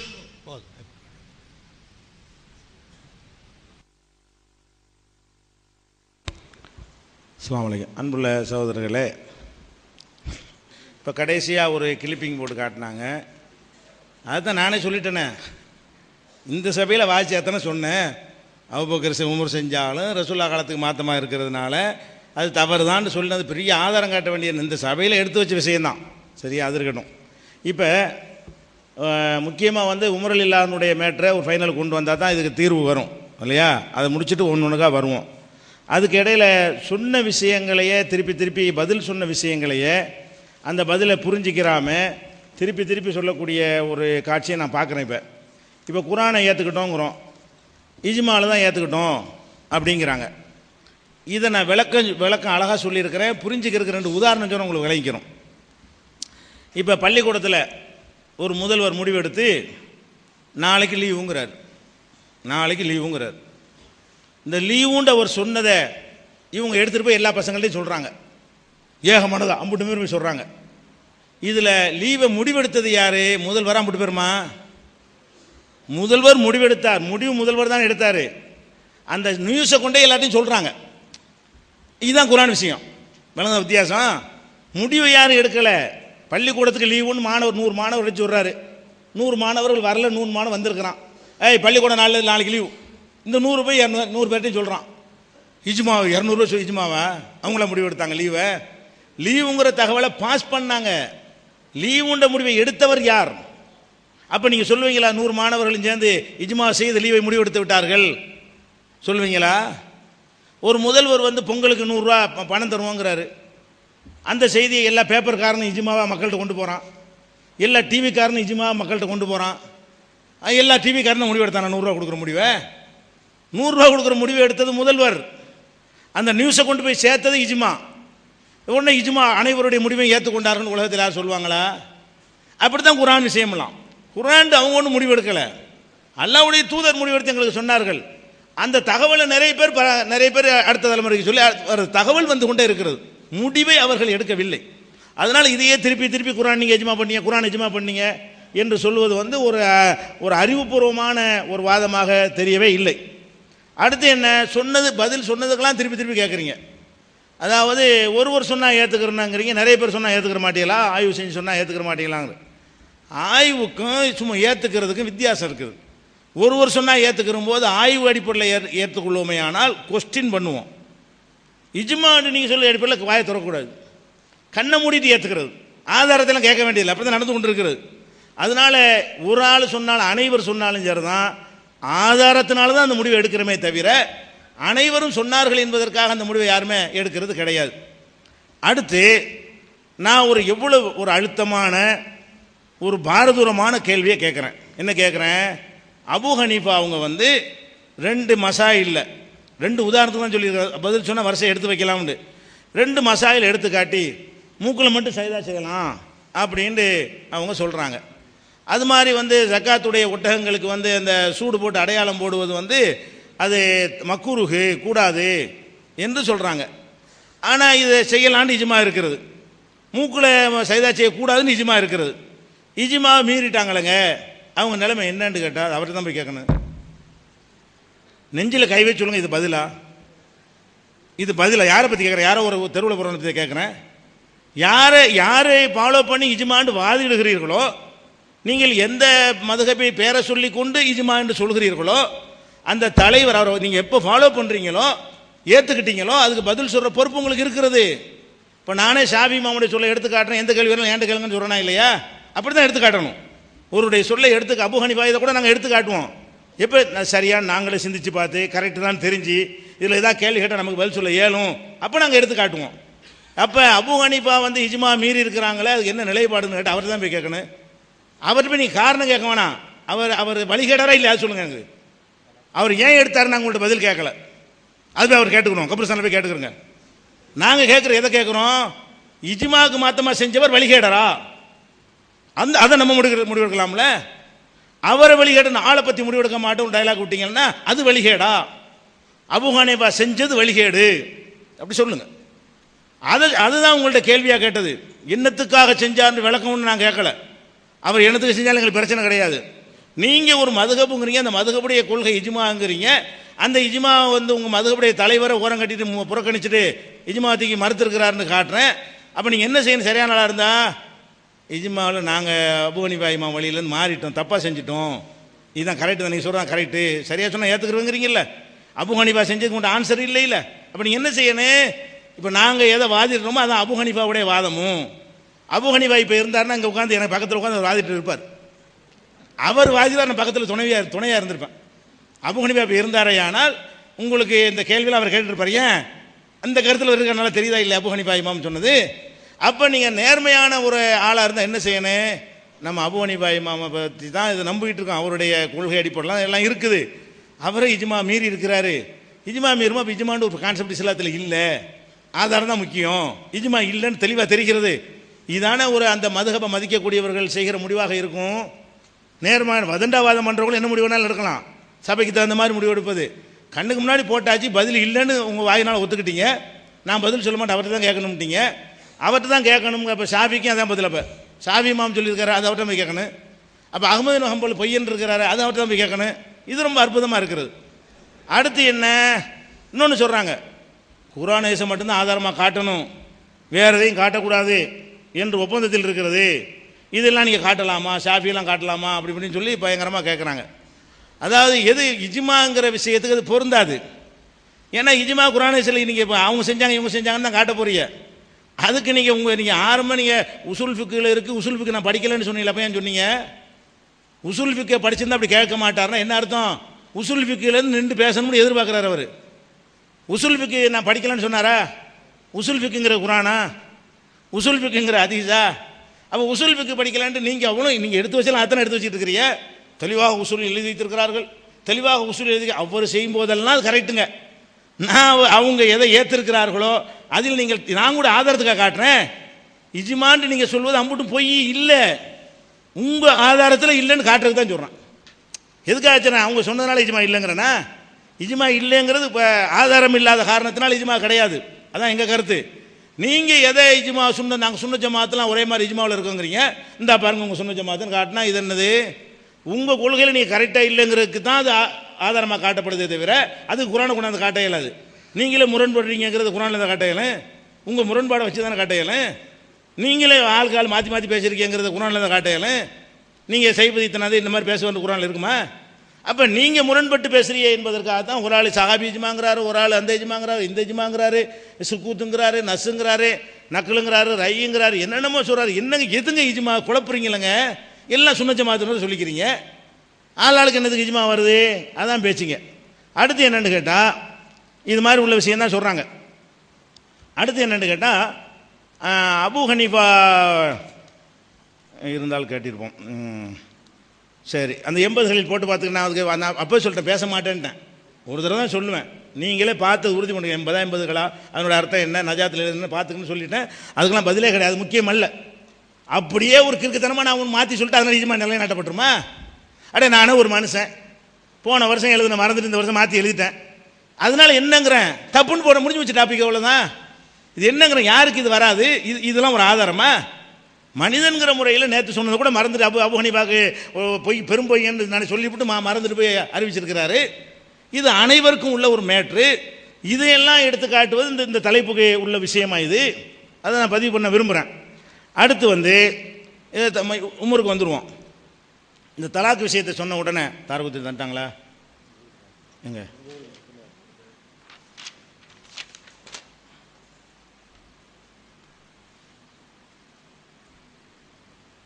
சரி, அதாவது தாரகுத்தினில் ஒரு ஹதீஸ் சொல்கிறாங்க. அதுக்கு முன்னாடி ஒரு செய்தி நான் பதிவு பண்ணிடுறேன். இப்னு அப்பாஸ் சொன்னாங்கல்ல, அது ஹதீஸு கிடையாது, அது ரசூல்லா சம்மந்தப்படலையாம். ரசூல்லா காலத்தில் இருந்துச்சுன்னு சொல்கிறாரு, அது ரசூல்லா சம்மந்தப்படலைங்க.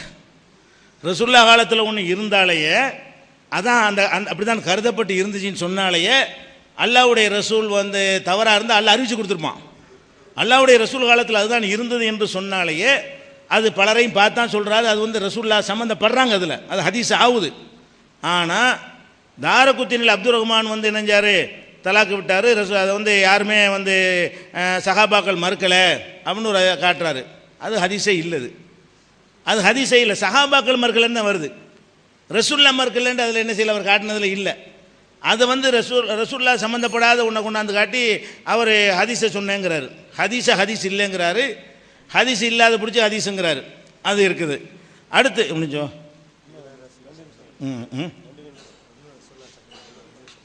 சரி சரி, அதான் ரெண்டாவது நான் வரல, சரியா? முதல் ஹதீஸ் தாரகுத்தினி ஒரு விஷயத்துக்கு நான் சொல்லிட்டேன். ரெண்டாவது ஹதீஸ் சொல்ல வேண்டியிருக்கு. இந்த தலாக்கு மேட்டரை ஃபினிஷ் ஆக்கல எல்லாம் சரியாக வந்துடும். தலாக்கு மேட்ரு விஷயத்தில் அபூபக்கருடைய நிலை என்ன, ரசூல்லா காலத்தில் இருந்தது என்ன, இப்போ அபூபக்கர் காலத்தில் செஞ்ச முடி இஜ்மாவா ஆகுமா ஆகாதா, அதுக்கெல்லாம் பதில் சொன்னீங்க. அதுக்கெல்லாம் பதில் சொல்லிவிட்டு 2 இஜ்மா உங்கள் கருத்துப்படி உமர் இஜ்மா ஒன்று, அபூபக்கர் இஜ்மா வருது, அதுக்கு என்ன சொல்ல போகிறீங்க? உமருடைய கருத்தை பிந்தி வந்தவங்க மாற்றி இருக்க வேண்டும் என்று மாற்றி இருக்கிறாங்கன்னு இப்போ காட்டினேன், சஹாபாக்கள்லாம் மறுத்துருக்குறாங்கண்டு. அதனுடைய மருத்துவனுடைய நிலைமை என்ன? இதுகளுக்கெல்லாம் நீங்கள் விளக்கம் சொல்லிட்டு தான் என்ன செய்யணும், இஜ்மா நிலைநாட்டணும். தலாக் விஷயத்தையும் என்ன சரியான நிலைப்பாடுங்கிறத பேச வேண்டும். இப்போ அபூபக்கருடைய இஜ்மா உமர் மறுத்ததுக்கு காரணம் என்னங்கிறீங்க தெளிவுபடுத்தணும். உமர் சொன்ன முடிவை ஜுபைர் இப்னு அவாம் போன்ற பல சஹாபாக்கள் தாபியன்கள் நிறைய சஹாபாக்கள் மறுத்திருக்கிறார்கள் என்று இப்னு தைமியா அவங்க சொல்கிறாங்களே. அப்போ அந்த இஜ்மா மறுத்திருக்கிறாங்களா, அது அவங்களுடைய நிலைப்பாடு என்ன? அந்த விஷயங்களுக்கெல்லாம் நீங்கள் என்ன செய்யணும், பதில் சொல்ல வேண்டும் என்று நான் இந்த இடத்துல பதிவு பண்ணிக்கிறேன்.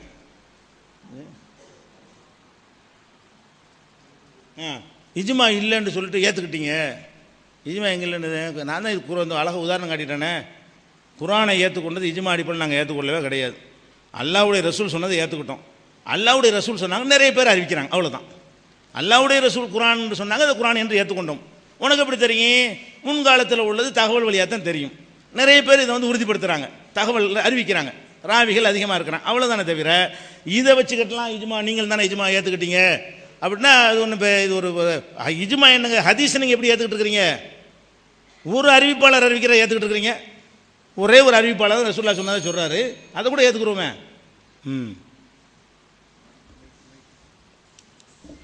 கண்ணியத்துக்குரிய சகோதரர்களே, திரும்பவும் அதே தான் அவர் சொல்கிறாங்க.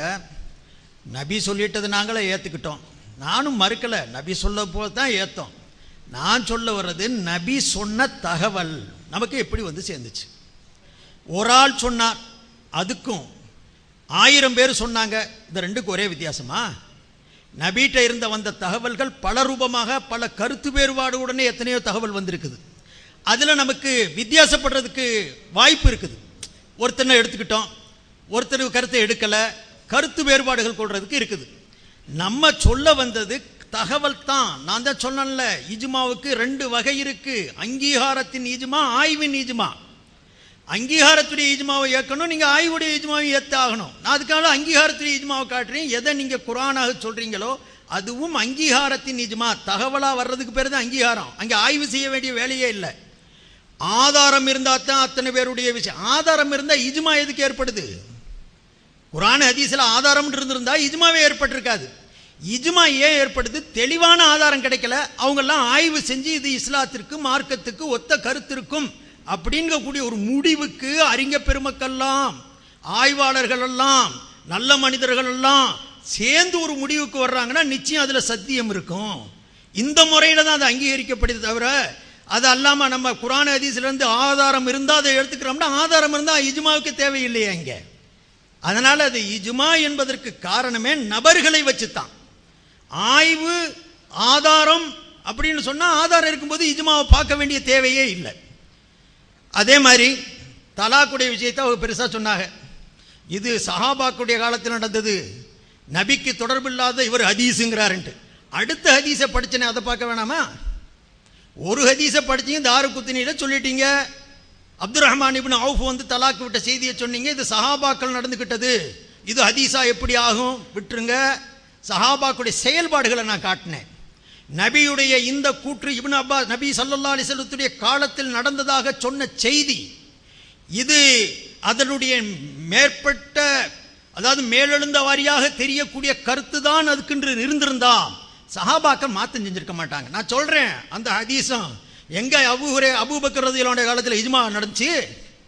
அபூபக்கர் ரலியல்லாஹு காலத்தில் இருந்துச்சு, அவங்க காலத்தில் இருந்துச்சுன்னு சொன்னா ஒரு செயல்பாட்டை எடுத்து காட்டுறாங்க. அந்த செயல்பாட்டுக்கு என்ன கருத்துங்கிறதையும் பார்க்கணும். தெல்ல தெளிவா நபிகள் நாயகம் ஸல்லல்லாஹு அலைஹி வஸல்லத்துடைய காலத்தில் வருது. நபி சஹாபாக்குடைய காலத்தில் நடந்துச்சு. ஹப்ஸ் இப்னு அம்ர் இப்னுல் முகீரா ஃபாத்திமாங்கக்கூடிய பெண்ணை ஒரே வார்த்தையை கொண்டு முத்தலாக்கு செய்தார். நபிகள் நாயகம் ஸல்லல்லாஹு அலைஹி வஸல்லத்தை பிரிச்சு வச்சாங்கங்கிற ஹதீஸை நான் எடுத்து கொடுத்தேன். இப்ப நபியுடைய காலத்திலேயே பிரிச்சு வச்சிருக்காங்கிறதுலயே தெரியுது. இப்ப 3ஐ 3ஆகத்தான் அங்கீகரிச்சாங்க. 3 ஒன்றா ஆக்கிறல. ஒன்றாக ஆக்கியிருந்தாண்டா பிரிக்க வேண்டிய தேவையில்லையே.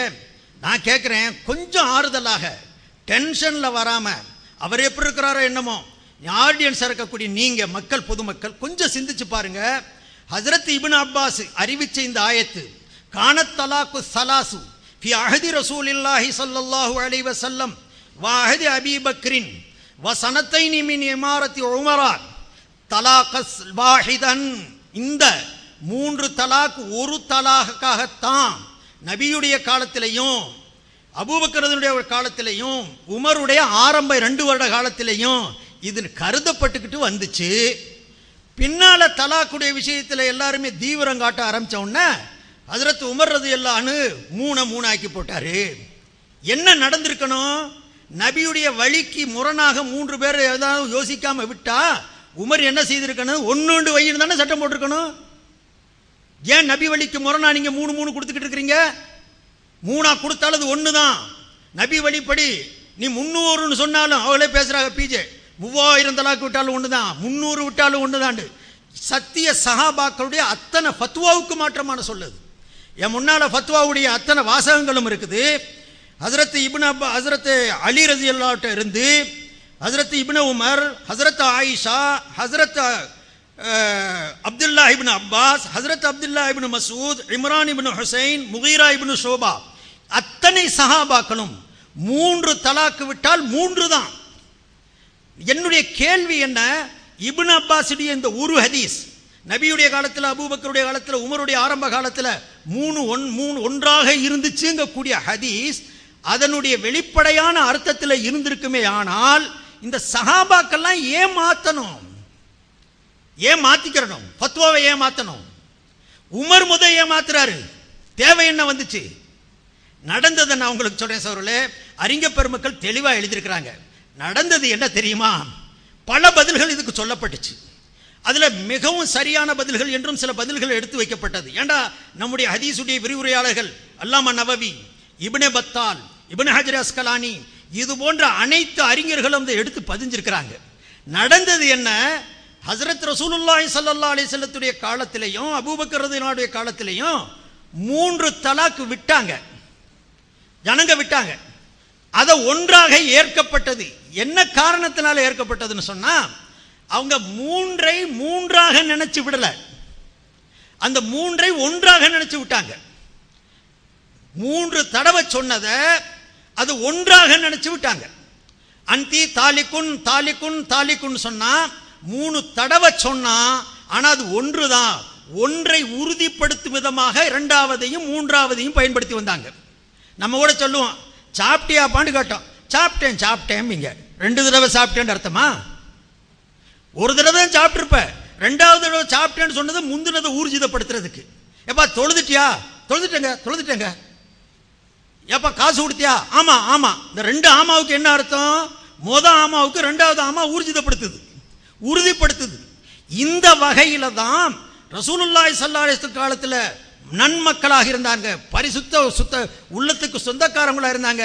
3 தடவை தலாக்கு விட்டா கூட ஒன்றை சொல்லக்கூடிய எண்ணத்தில் விட்டு மற்ற 2ஐ அந்த முந்திய தலாக்கை ஊர்ஜிதப்படுத்தும் விதமாக சொல்லிக்கிட்டு இருந்தாங்க. மக்கள் நல்லதா இருந்தாங்க, உள்ள சுத்தமா இருந்துச்சு. ஹஜ்ரத் அபூபக்கர் ரலியல்லாஹு காலத்திலையும் இதுதான் நடந்துச்சு. உமர் ரலியல்லாஹு ஆரம்ப 2 வருஷத்துலையும் புரிஞ்சு. அதுக்கு பிறகு கொஞ்சம் போக்கிருந்தா ஆரம்பிச்சு. சில பேர் ஆரம்பிச்சாங்க, சில பேர் செய்தாங்க.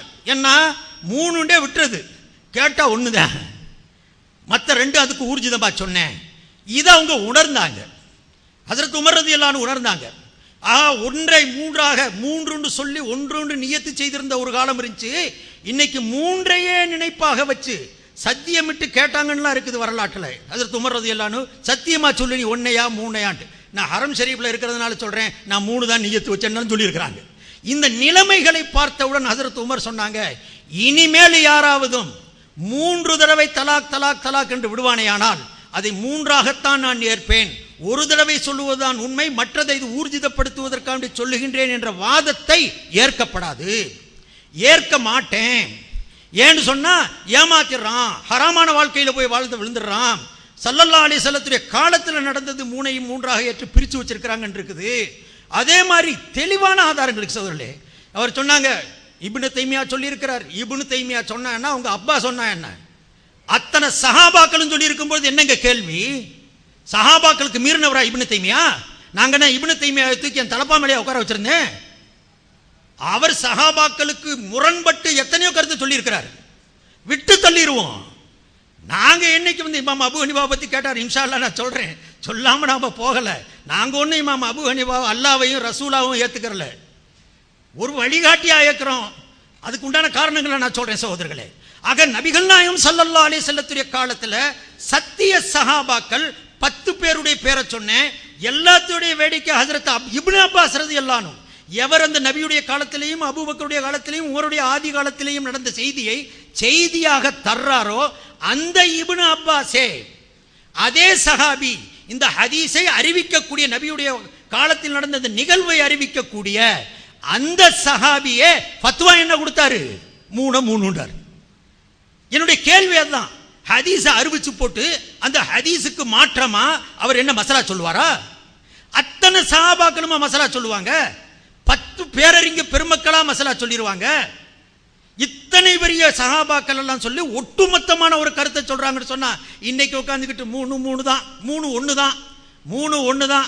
அதுலயும் பெரிய லாஜிக்கெல்லாம் கேட்குறீங்க. அவங்க சொல்றாங்க என்ன, உனக்கு 3 தலாக்குன்னு சொன்னா 3 தலாக் ஆயிடுமா? 33 தடவை தஸ்பீ ஓதுனா சுப்ஹானல்லாஹ் சொல்லணும்னா 33 சுப்ஹானல்லாஹ்னு சொன்னா ஆயிருமா? அப்படிலாம் கேள்வி கேட்டிருக்கிறாங்க. விவாகத்தை ரத்து பண்றது தலாக்குன்னா, ரத்து பண்றதா இருந்தா பொண்டாட்டியை தான் ரத்து பண்ண முடியும். நீ எப்போ முதல் தலாக்கு சொன்னியோ அப்புறம் மனைவி இல்ல, அப்புறம் யாரு போய் 2வது தலாக்கு சொல்லுவ? நீ 2வது சொல்றாங்க மனைவி அவள் சேர்த்து கொண்டு வாழ்ந்துகிட்டு இருக்கும் போது சொல்லணும். அவளு தலாக் தலாக்குன்ற உடனே 3 எப்படி ஆகுங்கிறேன். 3 சொல்றாங்க என்ன செய்யணும்? ஒரு தலாக்கு சொன்னீங்கல, மனைவி இல்லாம போயிட்டால, 2வது நீ சொல்றாங்க என்ன செய்யணும்? அவளை சேர்த்து கொண்டு மனைவி ஆக்கி கொண்டு மறுபடியும் 2வது சொல்ல முடியும். நேரம் கடிச்சு வந்தாலும் நேர்த்தியா வந்திருக்குது. அவங்க சோதரர்களே, அதுல லாஜிக்கா அவர் சொல்றாரு, ஒரு தலாக்கு விட்டாலே மனைவியா இல்லாம போயிட்டால, 2வது தலாக்கா சொல்லணும்டா எப்படி இங்க இடம் இருக்குதா? அவன் அந்நிய பொம்பளையா போயிட்டாலே, அப்ப 2வது தலாக்கு 3வது தலாக்கு இங்க இடமே இல்லை, அப்புறம் எப்படி தலாக் சொல்ல போறான்னு கேட்கிறாரு. நான் கேட்கறது அவதான் மனைவியா இல்லாம போயிட்டால, வாடி அம்மா மனைவியாண்டு எப்படி நீ கூப்பிட்டுக்கிற? திரும்ப எப்படி மனைவியை அழைச்சுக்கிற? கல்யாணம் முடிக்க சொன்னீங்க. அப்ப என்ன, முழுமையா நிக்காக முறியல, கூப்பிடுறதுக்கு வாய்ப்பு இருக்குது. மனைவியுடைய அந்தஸ்தில தான் அவ இருக்கிறா. அதனாலதான் இரண்டாவது தலாக்கு சொல்ல இடம் இருக்குது, மூணாவது தலாக்கு சொல்ல. இந்த லாஜிக்கை எங்கெங்க கொண்டு போடுறது?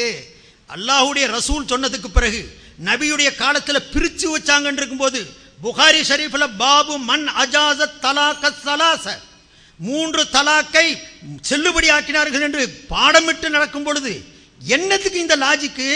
ஒரே இடத்துல இருந்து 10 இட்லி சாப்பிட்டாலும் ஒரு தடவை தான் சாப்பிட்டது மாதிரி என்ன இட்லி உதாரணமா இது? ஒரே இடத்துல உட்காந்து மூக்க பார்த்து 3 குத்து குத்தி போட்டு ஒரு குத்து தான் குத்துனேன்னு சொன்னா ஏத்துக்கிறோமா? அதனால இது லாஜிக்கை வச்சு முடிவு செய்யறது இல்ல, ரசூலை வச்சு முடிவு செய்யுங்க. சத்திய சஹாபாக்கள் சொன்னதை வச்சு முடிவு செய்யுங்க. அந்த இப்னு அப்பாஸ் 23வது வருஷத்துல உமர் மௌத்தானதுக்கு பிறகு 45 வருஷ காலம் இருந்தார். எப்பயாவது மாத்திய சொல்லியிருப்பாரா? மறந்திருப்பாரு. சில பேர் சொல்றதுங்க, அவர் சட்டத்தை மறந்திருப்பாரு, ஹதீஸை தான் ஏத்துக்கிறணும், அவருடைய கருத்தை ஏற்கக்கூடாது. அப்ப கருத்தை மாத்தி அமைக்கக்கூடிய அந்த சஹாபியுடைய ஹதீஸை ஏன் ஏற்கணும்? அஸ்ஸலாமு அலைக்கும் வரஹ்மத்துல்லாஹி வபரகாத்துஹு. அன்புள்ள சகோதரர்களே, இஜ்மா என்பது நம்மளா கூடி முடிவெடுக்கிறது மார்க்க ஆதாரமா என்ற தலைப்பில் ஒரு ஆதாரமும் வைக்காத காரணத்தினால வேறு சம்பந்தம் இல்லாமல் அவங்க எடுத்து வைக்கிற விஷயங்களுக்கு பதில் சொல்லி கொண்டிருக்கிறோம். அதுக்கும் பதில் சொல்லி கொண்டிருக்கிறோம். இப்போ உமர் ரலியல்லாஹுனுடைய அந்த சம்பவத்தை வைத்து என்னென்ன வாதங்களை வைக்கிறாங்கன்னு நீங்கள் கவனமாக கேட்கணும். அதாவது உமர் ரலியல்லாஹுனுடைய காலத்தில் அந்த ஹதீஸ் வாசகத்தை பாருங்கள். கான தலாக்கு அலா அகதி ரசூலில்லாஹி ஸல்லல்லாஹு அலைஹி வஸல்லம், ரசூலுல்லாஹ் காலத்தில் தலாக்கு என்பது, அபீபக்கரின் அபூபக்கர் காலத்தில் தலாக்கு என்பது, சனத்தைனி மின் ஹிலாஃபத்தி உமர், உமர் அவர்கள் காலத்தில் 2 ஆண்டுகள் தலாக்கு என்பது, தலாக்கு சலாசி வாஹிதா, 3 தலாக்கு 1 தான் என்று இருந்தது. கான தலாக்கு இருந்தது. 3லையுமே அந்த மாதிரி தான் வருது, 3 ஹதீஸ்லையும் அதுதான் வருது. அப்போ இதுக்கு என்ன வியாக்கியானம் அறிஞர்கள் கொடுக்குறாங்கன்னு ஒரு வியாக்கியானத்தை சொல்கிறாங்க. என்ன வியாக்கியானம்? தல்லக்து சலாசன் தல்லக்து சலாசன் தல்லக்து சலாசன் சொன்னது தான் அது குறிக்குது. ஒரு சொல்லைய சாப்பிட்டேன் ஆமாம் ஆமாம் அந்த மாதிரி தான் குறிக்குதுங்கிறாங்க. அந்த மாதிரி இதில் குறிக்குதா? அந்த மாதிரி குறிக்கி நீங்களே சொல்றிய. 3 தலாக்குங்கிற வாசகம் அதில் வருது. தல்லக்து சலாசன் என்று 3 தடவை சொன்னதுன்னு வரல. அதில் ஹதீஸில் இல்லாத ஒரு விளக்கத்தை நீங்களாக கொடுத்து கொண்டு அபூபக்கருடைய இஜ்மா உமர் மீறி இருக்கிறாருங்கிறதுக்கு பதில் சொல்ல இயலாமல் எல்லாம் ஒன்றை தான் சொல்லுதுன்ற ஒரு திசை திருப்ப பார்க்குறீங்க. ஹதீஸில் இருந்து சொல்லுங்கள், அந்த வாசகத்தில் இருந்து என்ன சொல்லணும்? அப்போ அபூபக்கர் காலத்தில் இப்படி தான் இருந்தது என்றால் 3 தலாக்கு 1 தலாக்காக இருந்தது. 3 தலாக்குன்னு என்ன அர்த்தம்?